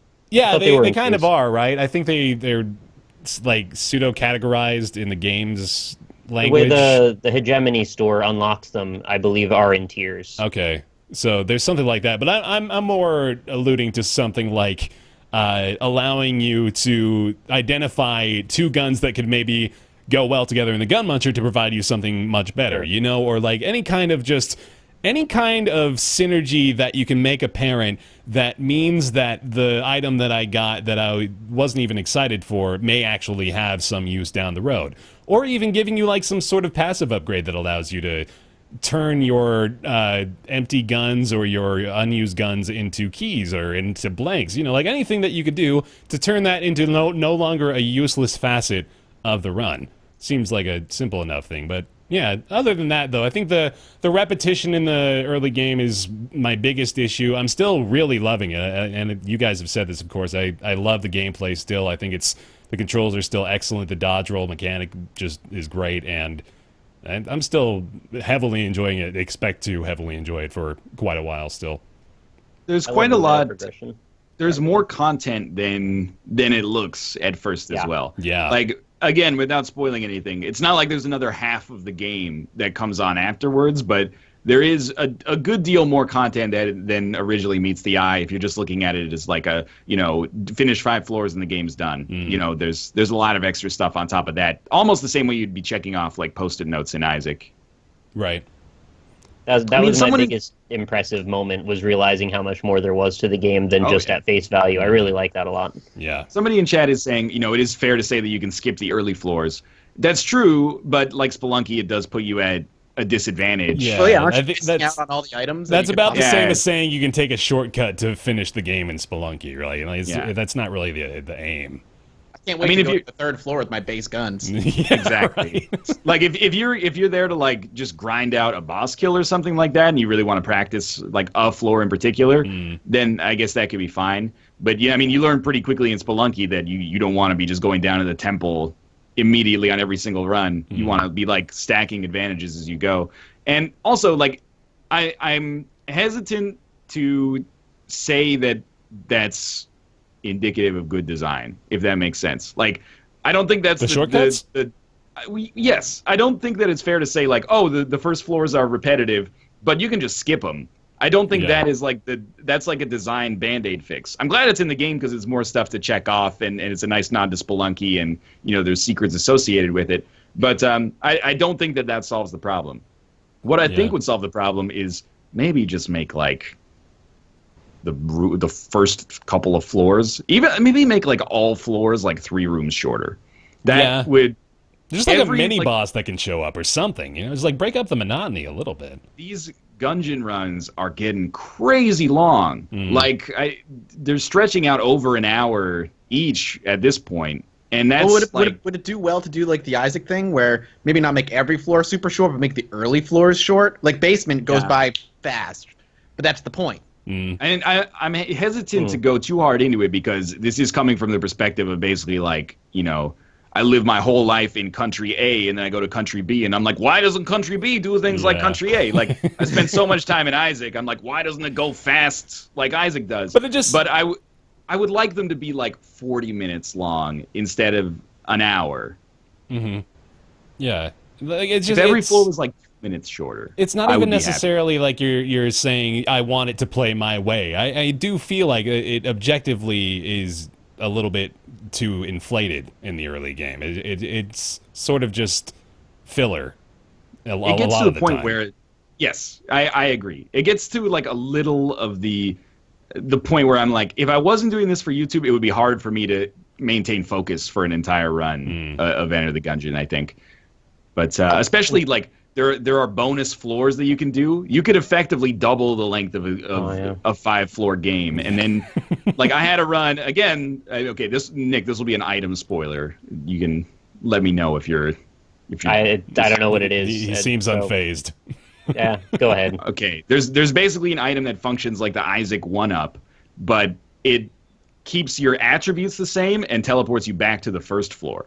So you basically start a new Gungeon run with all of your all of your guns, all of your items, all your HP. So you get to like the end of a run and it's 60 minutes and then you die and you come back on floor 1 and I was like, I don't even want to do this right now. It's like looping, except way longer. Yeah. I was like, please just let me die. But it's a cool item and it's really useful for helping you beat some things in the game because you start on floor 1 with like 8 HP. But I'm like, man, this is just a little too long. And especially an item like that with the fact that the game has no like save game feature is a little much. But I'm just thinking about what happens on the first floor and how many rooms where essentially they're just sort of like space filler. Yeah. You'll go through a lot of large rooms that are just like, okay, here's wave 1, here's wave 2, and I got nothing out of it. It just took some time and a bunch of my ammo. So like, why would I have gone in that room if I could have seen it? I wouldn't have gone in that room if I had the option. I wonder then if the lack of procedural generation as far as the actual enemies is concerned maybe adds a little bit more to the monotony, because of course with Isaac, we keep making these comparisons obviously, and again, it's just because it's the most relevant one. But with Isaac, you've got changes to the layout of the enemies. You've got changes in the rooms. In Gungeon, you've got those precisely made rooms. The generation of the dungeon itself is procedural, but every room is designed exactly to specifications. So you know what you're getting into, like the moment you enter the door, if you're experienced enough. Some things in Isaac are bullshit, though. Like, I don't want to say that it's only Gungeon that has this, but like first floor room in Isaac, that is like first floor, big room, and then it's like 80 flies. And you're just like, if this was not like part of a streaker on YouTube, I would just restart right now because I don't want to do this. Or first floor, like super MV, you walk in the first room. I think big rooms count as like a single room in Generation and Isaac, and when you get to a basement 1 where it's like 4 big rooms, I want to kill myself. I'm like, this is taking too long. Like, I don't want to sit in the basement with base tiers going through big room after big room after big room after big room. It's not a satisfying challenge. It's just annoying. No, man. Half the fun for me, at least for these types of games, is being able to have a run done in an hour or less. When you start breaking that 45-minute mark, for me, I'm like, I don't want to play. Like, I'm ready for the next run, or I want to do something else. There's something fun and a big draw for these games is being able to be like, I have an hour, I want to play an Isaac run, or I want to do a Gungeon run. But with Gungeon, if you have the clone item, fuck that. I'd be like, I'm not dying. I just beat it. The other side of that same coin, though, is that you have an hour or more's worth of energy invested in that run, which will make you care more about it. Yeah. If that is a thing they want to leverage, and I understand where you're coming from, I'm probably landing on your side too. But I can also see the other argument. Definitely. All right. Yeah, there's our Gungeon retrospective, effectively, I suppose. It's still like really a good game. Yeah, it's really excellent good game. And I want to reiterate, I think that it is the best roguelite that I've played since Isaac, And I think it has a chance to be effectively endlessly replayable, but Mathis's point of the start rings true in the sense that every run in Isaac is different, and that gives you kind of an added incentive to keep doing them. Whereas in Gungeon, a lot of my runs are, I got one of like 10 guns that I love, and I'm just going to use that for the whole run. Yeah, and every single time, it's like, this is a bullet, this is a bullet, this is a bullet, this is a bullet. I even wonder if it could, like, man, this is purely hypothetical, but how about just like a system that disallows you from using a certain gun forever, right? So like, I would hate that. You would hate that. If like a few 100%. parameters set up so like the OP guns can no longer just carry you through the whole thing. I feel like that is like an afterbirth patch where they're worried the game's too easy, so they try to nerf a few items. Yeah, they basically make it like less fun. God, I still harp on that. Some of my episodes, like I remember when this item was a good, fun item. Mm-hmm. The fun should be emphasized above all else. And like Isaac, I think there are ways to make Isaac harder that makes it still fun. But if you can only choose one, like buffs to items that are shitty, I think is way more attractive from a design standpoint than nerfs to items that are good. It just makes the good items rarer. That's one option for sure. We can then at the same time go down that hole for goddamn hours. Like So we'll cut it off at the pass then, I guess. All right, Enter the Gungeon again. Still excellent. It's $15 on Steam. You'll enjoy it if you played Isaac and liked it. Yeah. All right. I want to talk briefly about Homefront: The Revolution. I think I asked you guys before, but I forgot. You guys, nobody played that but me, right? Okay. Nope. So, just a real quick note on this one. I mostly want to say that I feel the negative backlash to Homefront: The Revolution was a little unfounded. The things that have been said about it are mostly. I just spelled okay. I'm gonna save this just so you at home can see how I spelled the revolution, because it is pathetic. I'm gonna go ahead and respell it right now the correct way.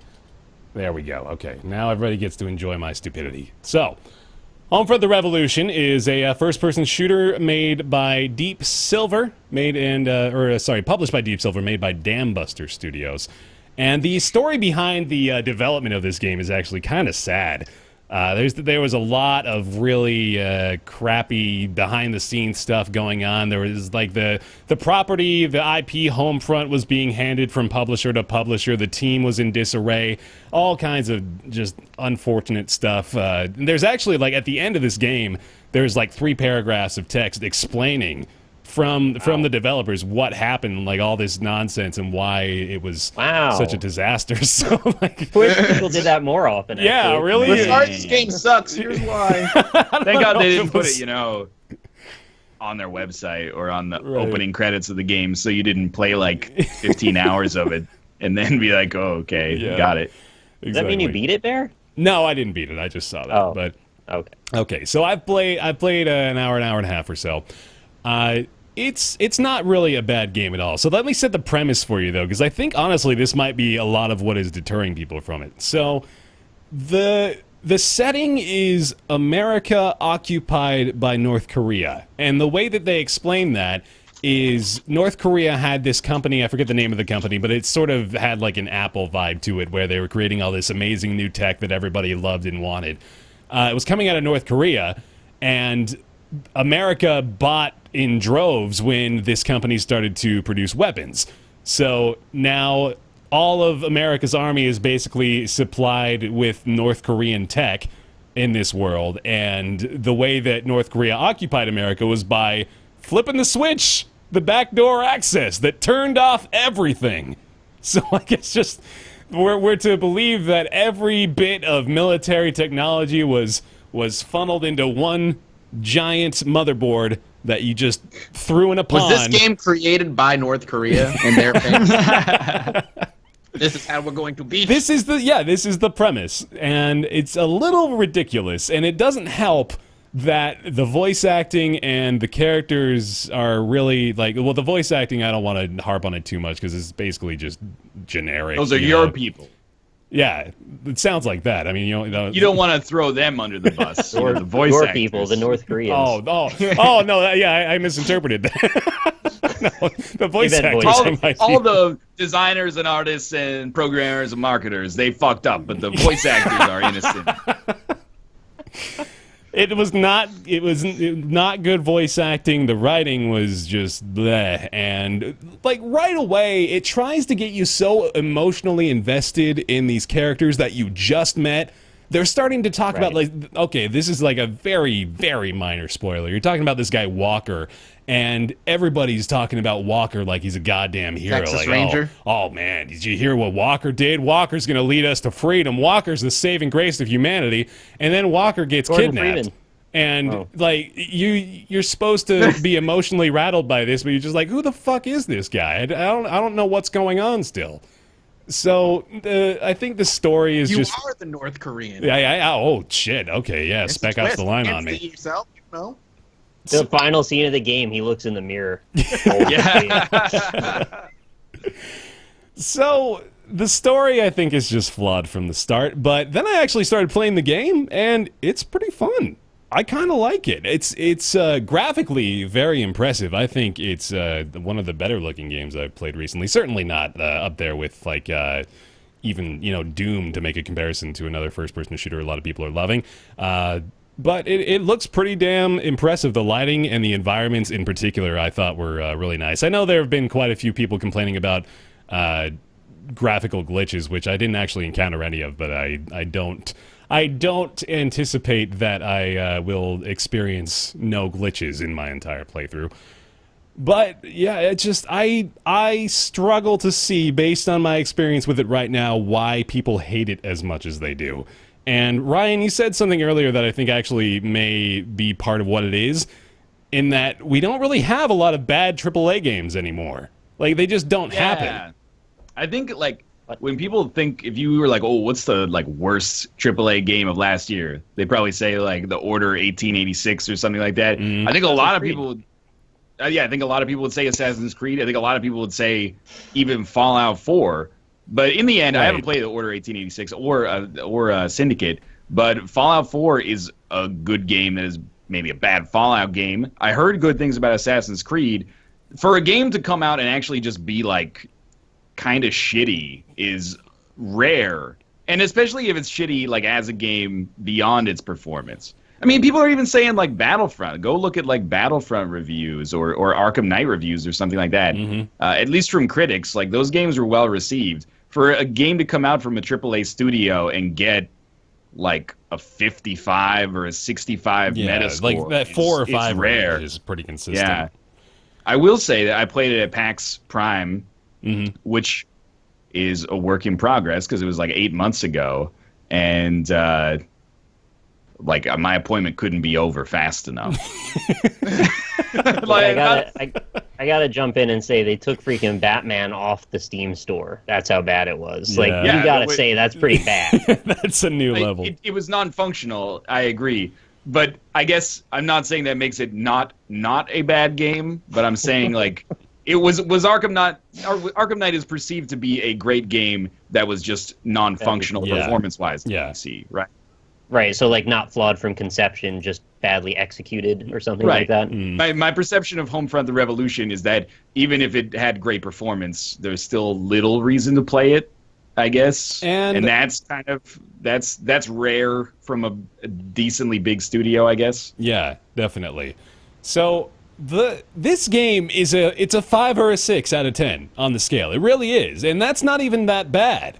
Like, this is an argument that needs to be heard by everyone a million times, but the 1 to 10 scale is flawed, and a lot of people just look at that and say, if it's not an 8 or higher, it's not worth playing, right? But this is not a bad game. Homefront: The Revolution isn't bad. It's not marred with problems. It's the story is weak, the characters are uninteresting, but the game itself I thought was pretty fun, and it looks good, too. It's like, this is the kind of game, the lighting actually blows me away with how good it looks sometimes. Like, I think it's Crytek, I want to say Crytek Engine or something. Okay, I don't want to even get into that because I don't know. But I'll look it up. Thank you. But, like, things like that, and just like the environments look great. There's little details like wallpaper actually being three-dimensional, peeling off of walls. Like that kind of stuff I appreciate, and you can tell a lot of effort and a lot of passion went into actually creating these worlds. It's CryEngine. It's CryEngine, okay. But yeah, what's the moment-to-moment gameplay about? Like, what are you doing generally? So it's a first-person shooter. I got a little bit of the Division vibe from it because it's a pseudo-open world, but it's really not effectively that good as an open world. Mostly because there's not a lot of sandboxy stuff going on. You're just sort of going from place to place, and there happens to be a city that you can go between in the myriad, or in the myriad. I don't know the word, but the actual gunplay it's pretty good, not revolutionary, but okay. It's just a mediocre game. It's really not deserving of the hate, I don't think. I played what I played never really struck me as this is a bad game. If that makes enough sense. That mirrors with me with Battlefield Bad Company. Mm-hmm. I felt like people generally like that one though, but I felt like it was reasonably mediocre, but it was fun. It just was mediocre. So, like, I don't know. I guess people really like the characters or something, or the humor in it. I didn't really see the appeal as much, but it was okay. Mm-hmm. I really like this. It's a pet theory, but I think that there are just so few spectacular misfires that a game like this stands out.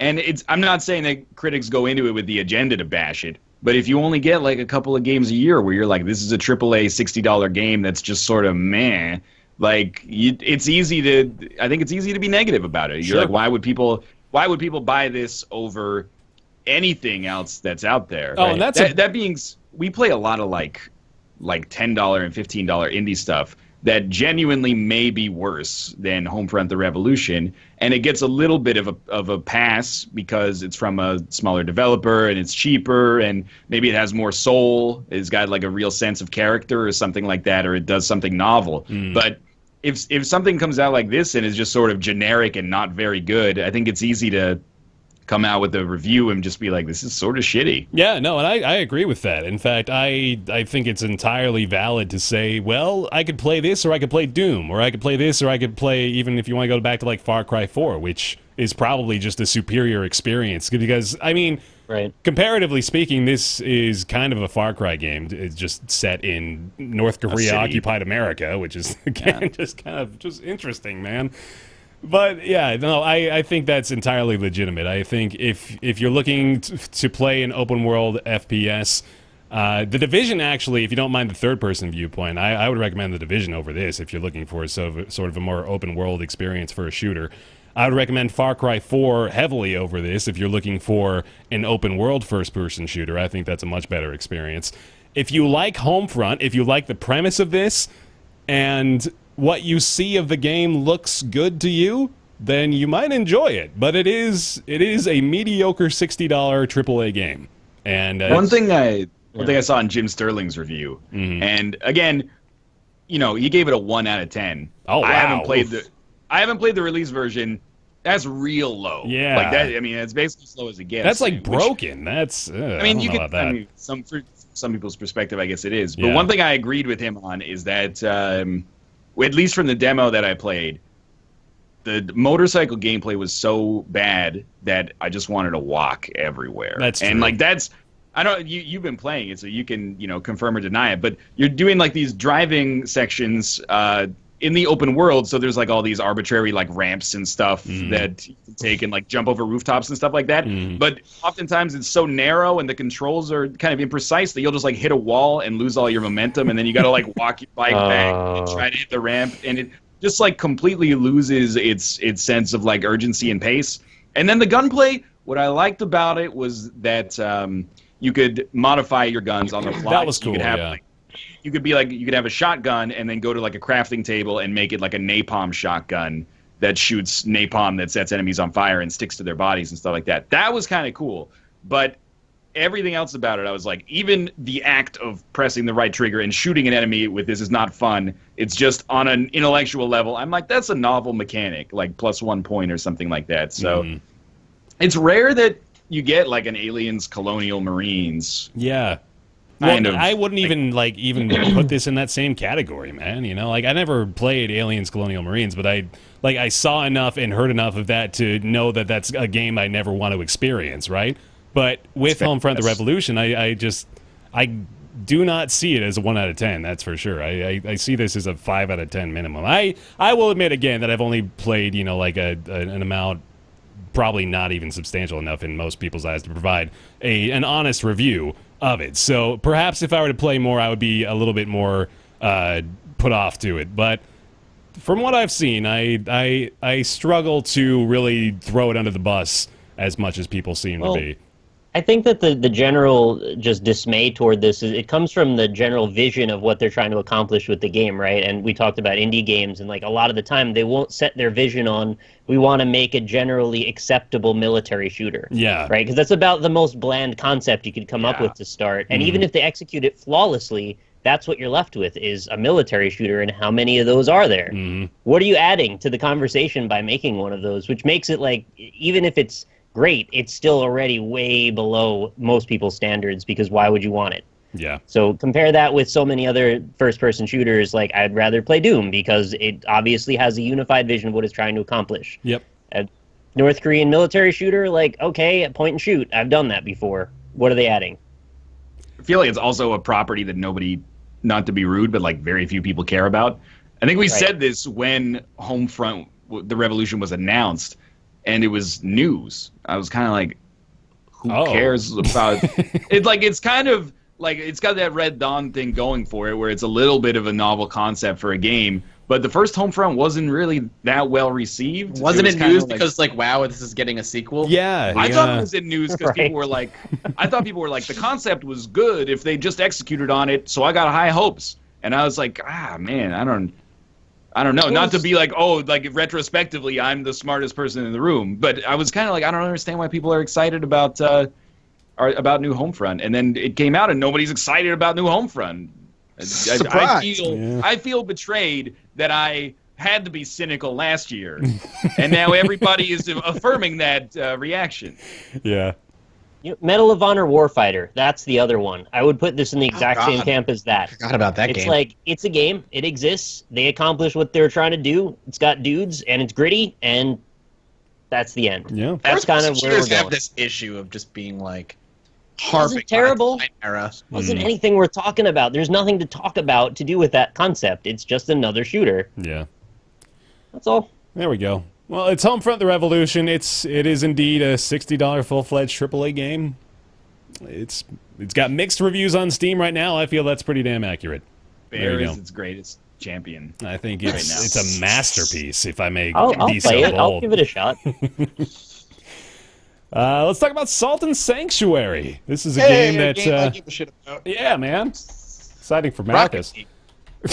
There's more Rocket League news, man. Every week there's Rocket League news.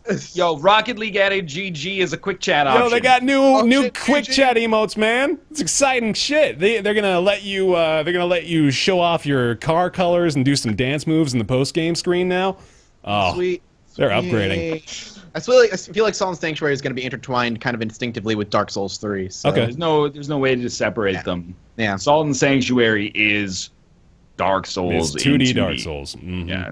Yeah. All right, tell me about Salt and Sanctuary, Mathis. Salt and Sanctuary is a 2D Metroidvania-esque Dark Souls game. It has a stamina bar, it has Estus, it has souls, they're just called Salt, it has bonfires. It's 2D Dark Souls, which, depending on how you look at it, is a good thing or a bad thing.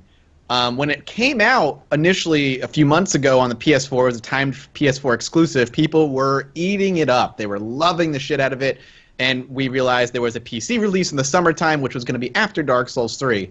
After putting a little bit of time into it, I could see why people were loving it before Dark Souls 3 came out, but coming at it post Dark Souls 3, I like it, but it's really hard for me to see why people were loving it. There are just some design decisions involved that make it a much less smooth experience than, especially combat-wise, than otherwise could be. And the big one we were talking about yesterday in the Roundtable chat was the decision to, in order to roll by an enemy, you have to be like pressed up against him first, Yeah. and then you can roll by, which in a 2D game is a really weird choice because it slows down and makes the combat feel clunkier than it should. And collision in like a 3D game, like in Dark Souls, is not that big a deal because you have a 3D landscape in which to navigate, circle back around, you have options. But in 2D, when it's just you and him looking at each other, to have to run up and press your dick up against him before you can roll by him, instead of like rolling by him just from a distance, really like stalls the combat in a weird way. And I really came across that against the very first boss when I was just like, I could see him telegraphing his attack. So I was like, okay, I'm going to roll by him when he does that. And then you roll and then you just hit him and you stop. And then he's like, bam! And you're like, oh, okay. So that's how that works. You're so describing like my first 5 fights with that guy before actually coming to the realization that, oh, you do have to be right next to him in order for that to work.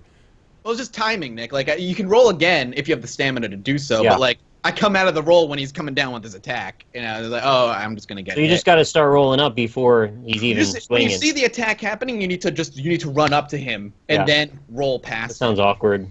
It's really awkward. What ends up being a little awkward about it is that the combat style of Dark Souls doesn't fully translate into 2D in the same way that it works in 3D. Like, rolling is interesting in Dark Souls 3 because you can roll in, I don't want to say 8 directions, but you know what I mean. You can roll to the side, you can roll back, you can roll forward, and use that space to your advantage. Backstabs, that kind of thing. Exactly. Are all imperative in Dark Souls. It's a little bit more difficult to do in a game like Salt and Sanctuary, in 2D, side-scrolling at least.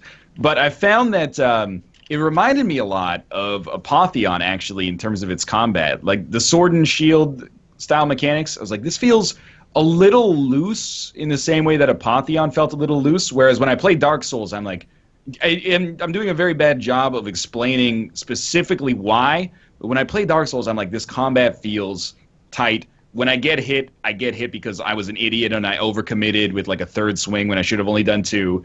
But when I play Salt and Sanctuary, I get hit sometimes and I'm like, that was bullshit. That was stupid. Like, I had my shield up or something. But apart from that, I do think there's no getting around it. Some people in chat might be under the illusion that we're reaching for the Dark Souls comparison. Oh, no. The interface. No, it's dark. It's straight They out. wear it on design. their sleeve, man. Absolutely, they do. Yeah. The way you This- learn this about the is 2D Dark story Souls. through items, like, it is You- 100%. You can leave message bottles on the ground that you pre-select, like, words to construct a sentence to tell people about what comes later. It is Dark Souls. But I think it mostly does a pretty good job. I wish the combat was a little bit more interesting, but apart from that, like, I really enjoy this Souls-like style of game where you enter a new area and you're like, oh, what the hell's that? What the hell's that? And then, like, you're getting hit from all directions, and slowly but surely you build up kind of like a data dictionary of what happens in that area, and you eventually surmount it and you go, oh, that wasn't that hard at all. I've come to the very, very complete conclusion that the Dark Souls games and games like it are not for me, unfortunately. Like with Salt and Sanctuary, I told you guys it took me like 10 fucking tries just to beat the first boss. So I think I've figured out mostly what it is too. There's just a certain amount of dedication you have to put into not just the bosses in Dark Souls and in Salt and Sanctuary, but you have to actually try in just about every interaction with an enemy in these games, right? Yep. And Like Gungeon. yeah, not even necessarily like Gungeon, honestly. Like, there's enemies in Gungeon that I feel I can just sort of mindlessly take care of.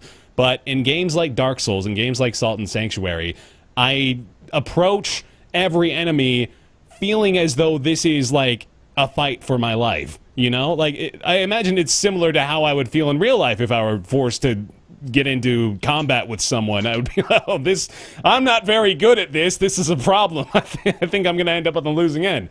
Like, I felt like so much less like a hero in games like these. And I guess that's just sort of the issue I take with it, is that I don't get to feel like I am the master of my domain. I just am approaching all these what essentially end up being mini bosses in the form of like every enemy I come across, and I can't get into that. I can't commit myself enough to that. I can't have my reward system be so spread out across every instance of combat and engagement. I much prefer having, you know, just like the enemies, like I'll use the Darkest Dungeon comparison, right? Like I love in Darkest Dungeon having the combats where these are just general enemies, these are generic, I know what I'm getting into here. And then you've got your bosses that provide that the differences in approach, the actual strategy you have to employ, and they make up for the unique and interesting elements. And that still exists, obviously, in Salt and Sanctuary, but it's just there's so much that you have to learn about every other enemy as well that I just don't like to commit that much, I guess.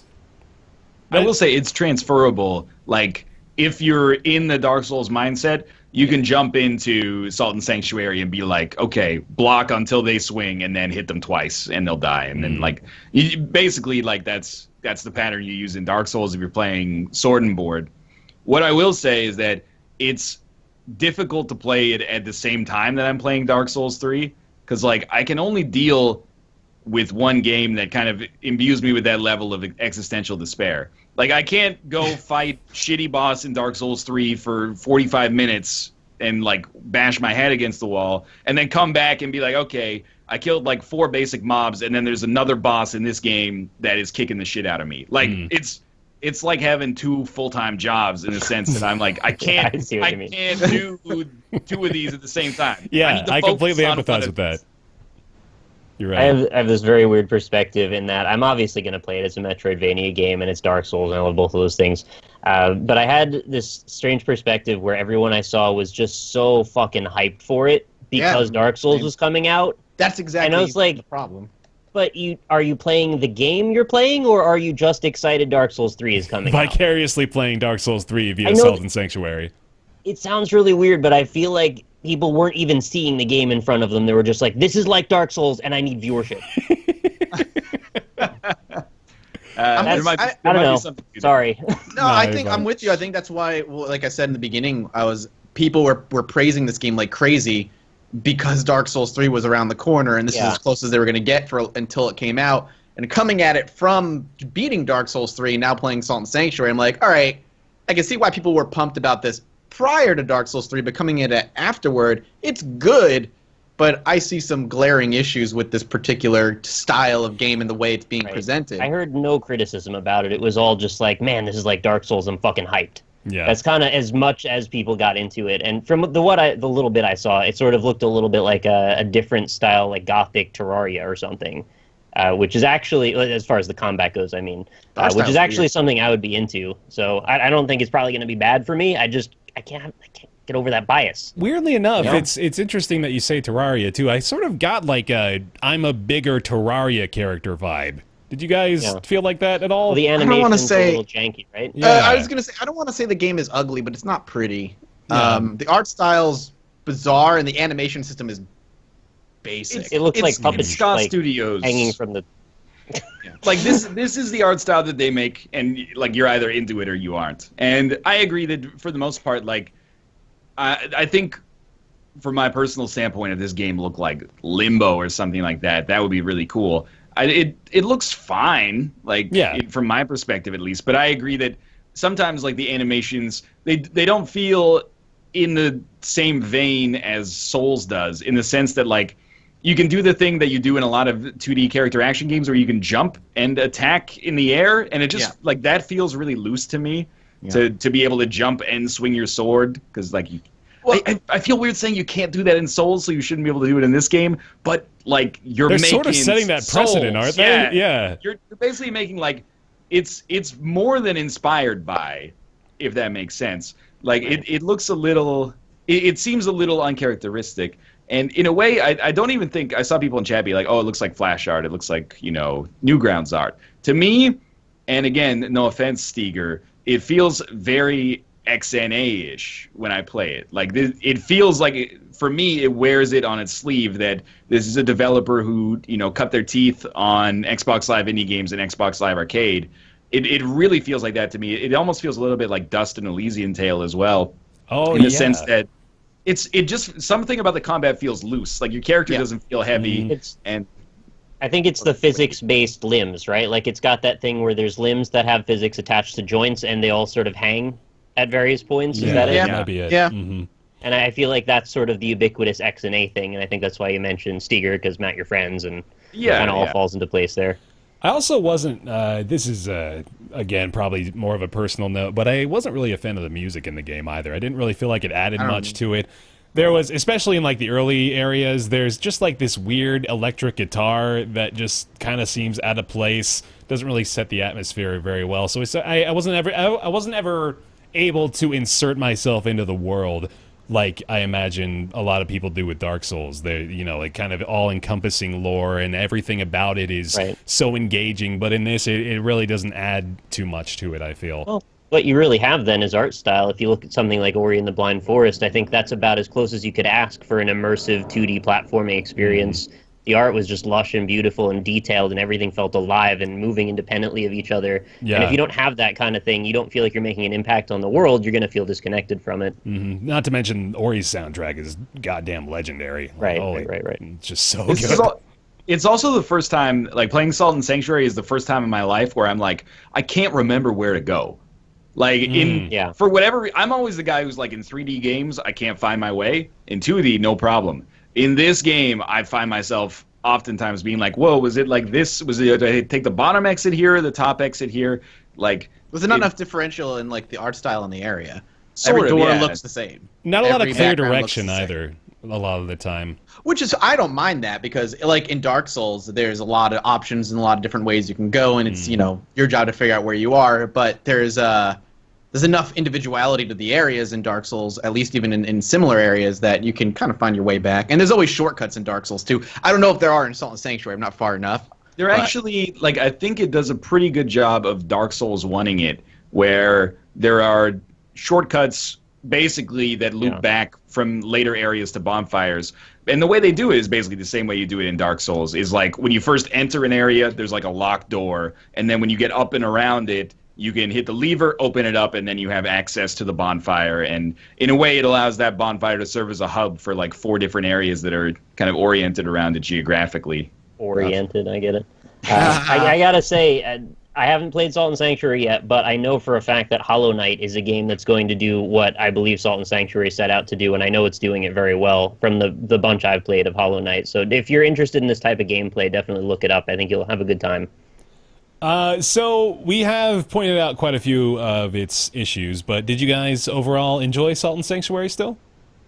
I'm just gonna keep playing it. Like I like it. I don't love it like people were before, but I'm of the opinion that people were just so excited for Dark Souls 3 that Salt and Sanctuary was kind of seen through these tinted glasses in a way. Yeah. Mm-hmm.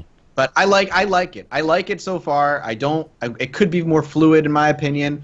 But I'm gonna keep playing it. Fair enough. I will. I don't know. I'll see how Mathis feels about it. Because like I played like an hour. I'll let you know what your opinion is later, Ryan. I've played like a little over an hour so far.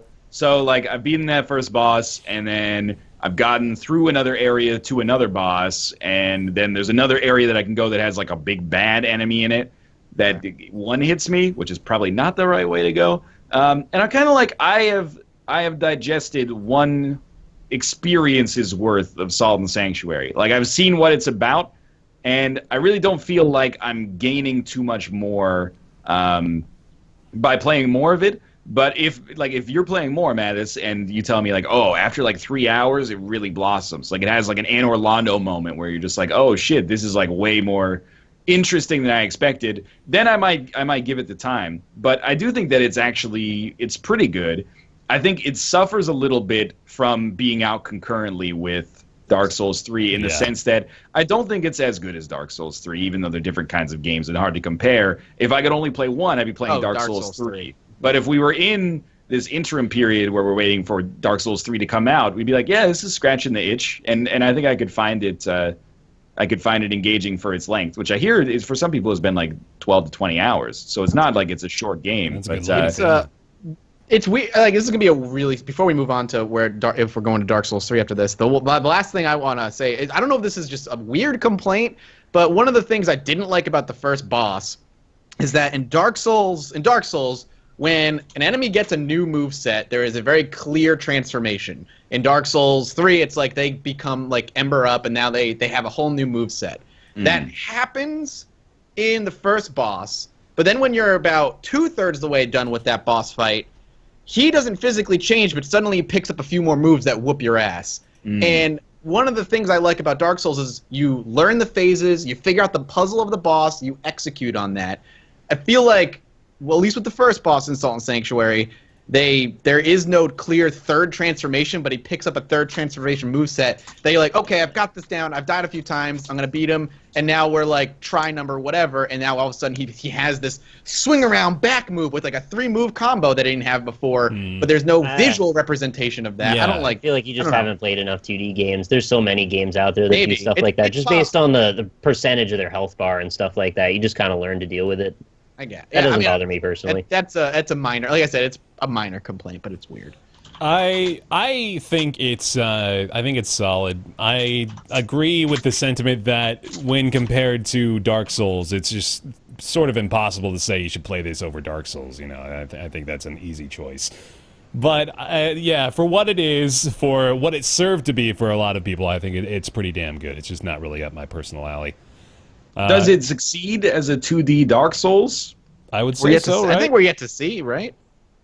Maybe. I'm like 60-40 on it. Like I think it kind of gets you. It gets you there. It's the best 2D Dark Souls I've ever played. That's for damn sure. Yes, that's kind of what I mean. And we have a lot of games coming out that are very much influenced by Dark Souls. Yeah. Like Slain is very similar, I think. Not really. It's more like an old Sega Genesis hack and slash. Am I thinking of Slain? It's the Adult Swim one?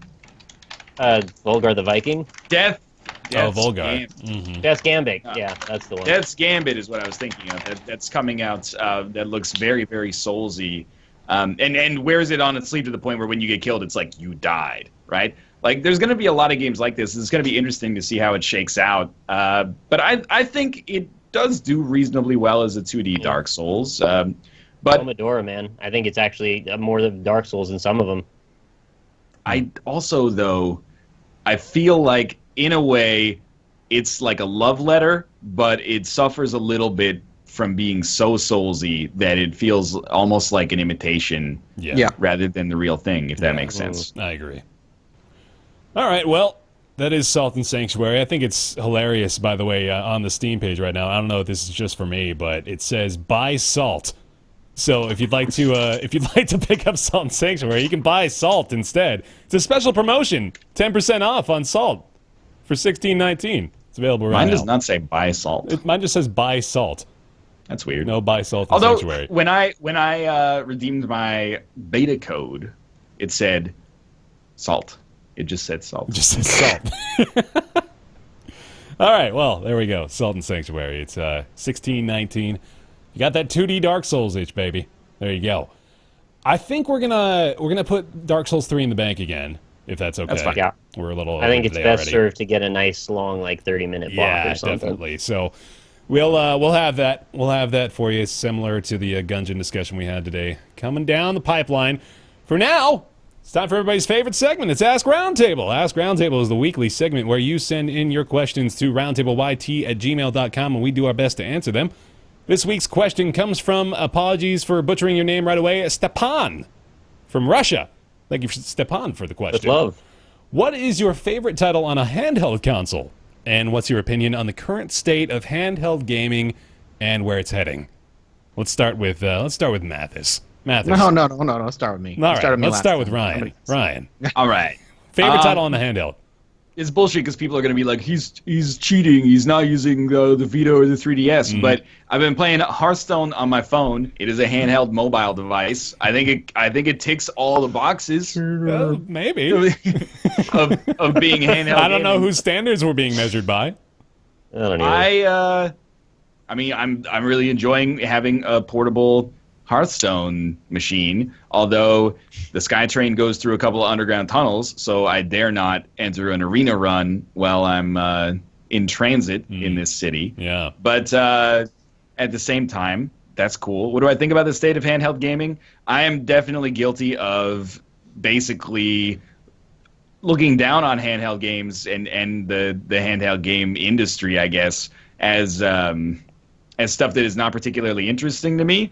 But that's not 100% fair. And at the same time, there have been a couple of games on the 3DS recently that I've enjoyed. Fire Emblem was fun, although I encountered some bullshit that I didn't persevere through, and as a result stopped my playthrough a little too early. And obviously Monster Hunter, I really would like them to make like at least a console Monster Hunter, if not PC, which is like the perfect world scenario. But I will definitely play the next Monster Hunter when it comes out as well. I played a ton of Monster Hunter 4 Ultimate and had a great time with it. So yeah, I mean, if we're going to say that Hearthstone is cheating, even though it's a literally correct answer in this situation, I guess Monster Hunter 4 Ultimate was the last one for me. Fair enough. Nick, what do you got? All right, I have a bit of a mixed bag with this one. I would say probably my favorite handheld game would either be Castlevania Aria of Sorrow or Dawn of Sorrow. My heyday for handheld gaming was like the end of the GBA era and the beginning of the DS era. I had a lot of really good memories of like Rhythm Heaven, Animal Crossing. Rhythm Heaven was great. Phoenix Wright. Like all of those were all really fantastic, and I feel like we've gotten a little bit away from that, even though many of those still have iterations going on. For some reason, they just haven't taken precedence with me as well. WarioWare Inc., of course, also one of my huge favorites there. I have a lot of great games on Vita, and a lot of them are just indie games that I play on PC, and I was very dismayed to find out that games that you buy from, or rather download from PS Plus, require a check-in with the PlayStation server for you to be able to play them on the go, because I was trying to use them in much the expected way on a bus, and I didn't have Wi-Fi access at the time, and it couldn't let me play my games. So I had like 50 games on my Vita, and very few of them worked. That sucks. I wish you could like check in ahead of time and say, look, I have a year's worth of PS Plus access. Can you just give these guys a tick until I'm done with that? And then it would know. That aside, though, there's plenty of great games on the Vita. I think it's a lot of fun. I hope there's a successor to the Vita, and I hope that the NX doesn't suck, because I believe it's supposed to be a handheld and also a console. But I don't know yet. We'll find out in 6 months or something. Yeah. So, Devolver should just cut out the middleman and come out with like a handheld that lets you play their games. Yeah, there you go. It's like, or Steam should do it. Steam should come out with like a little. Revolver. They should come out with like a Steam clock, and then it's like a little mobile device that plays indie Steam games. All Anyway. right, Mathis, have we stalled enough? Yeah, sure. I think right now my favorite handheld game, at least, is I still play all the time, is Animal Crossing. It's kind of like I use my handheld as like my wind down device at the end of the night. I'll throw it on for 30 minutes, 45 minutes, play Animal Crossing, chill, relax, and then turn it off. I don't really use it for traveling all that much because I get sick, motion sickness doing it. What I think of handheld situation now, I'm not into the handheld really world all that much to have an opinion on it right now. I don't care, I guess, about the games that come out. There's like 1 or 2 games that'll come out, be like, oh, I'll want to pick that up, and then I'll never pick it up. But it's just, for me, handheld is just like for relaxing and winding down at night. Yeah. Animal Crossing is still bullshit, by the way. Why? That game Why is doesn't Animal respect- Crossing bullshit? It doesn't respect the schedule of a self-employed adult.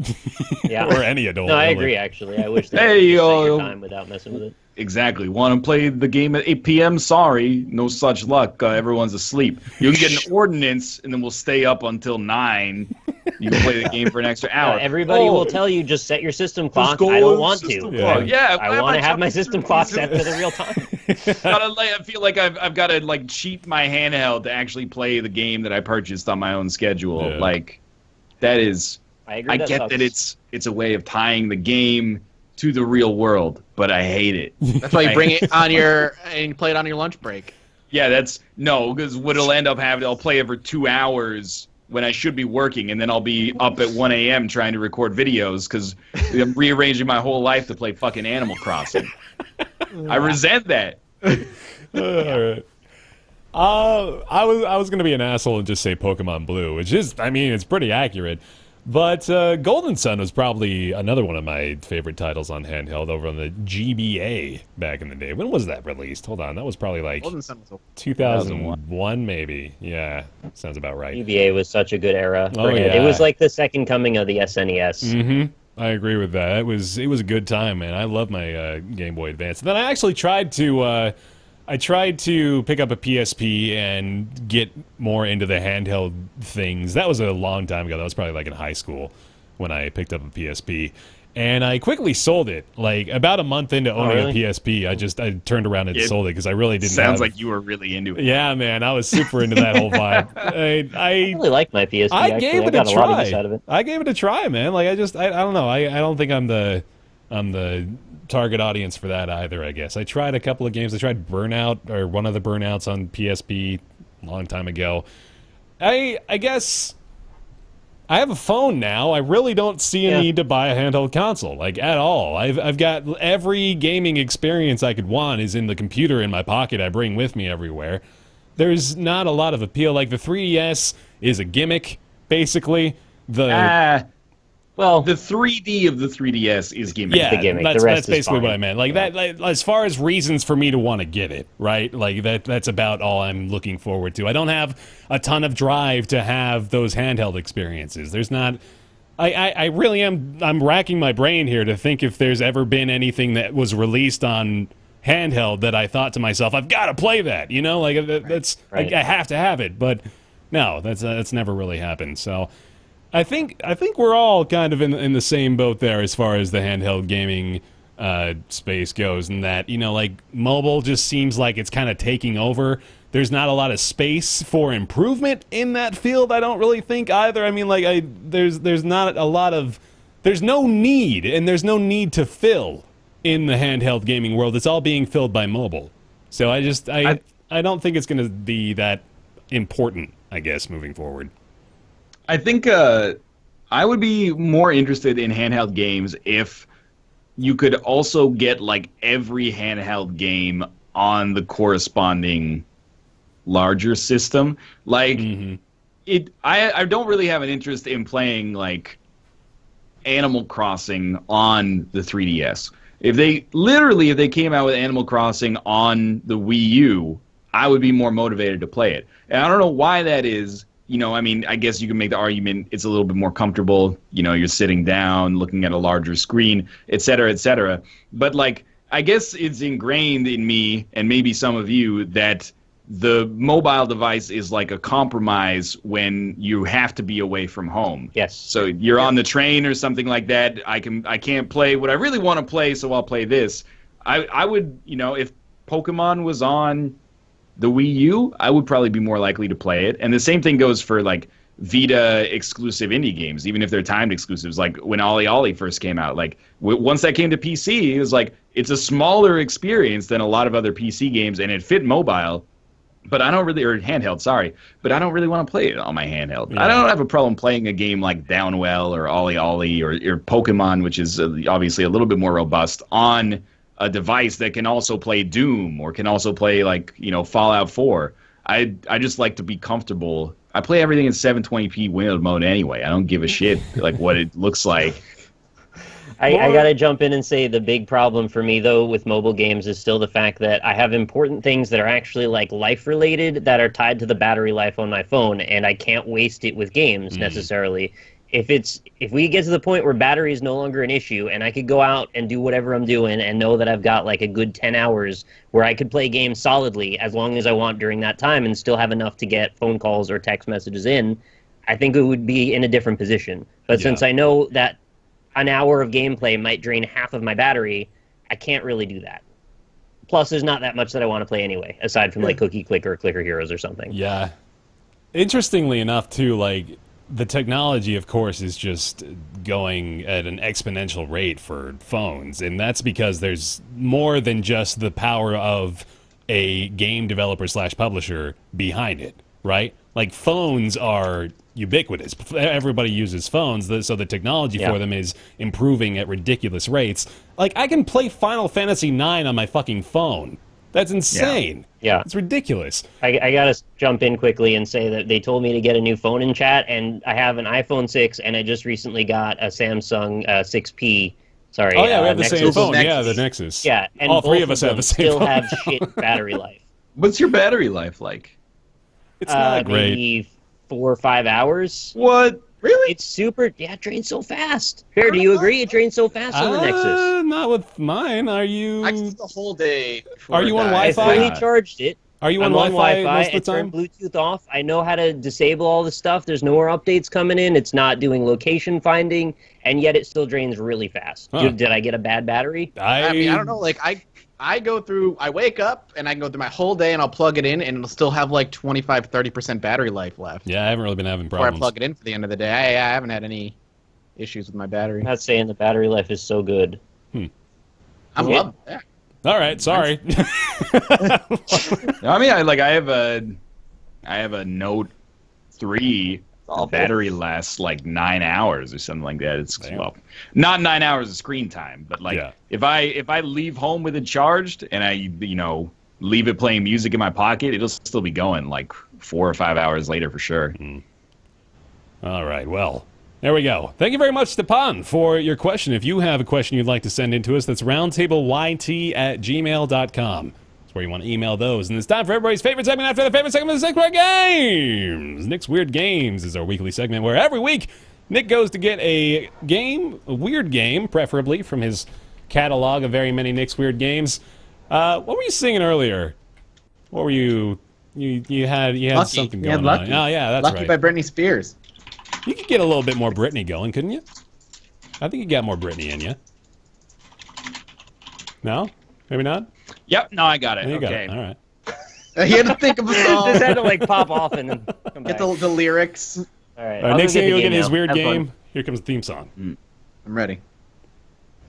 Rely on Nick to find a game, and he will return with one that's really lame, really lame. I don't believe his collection sucks.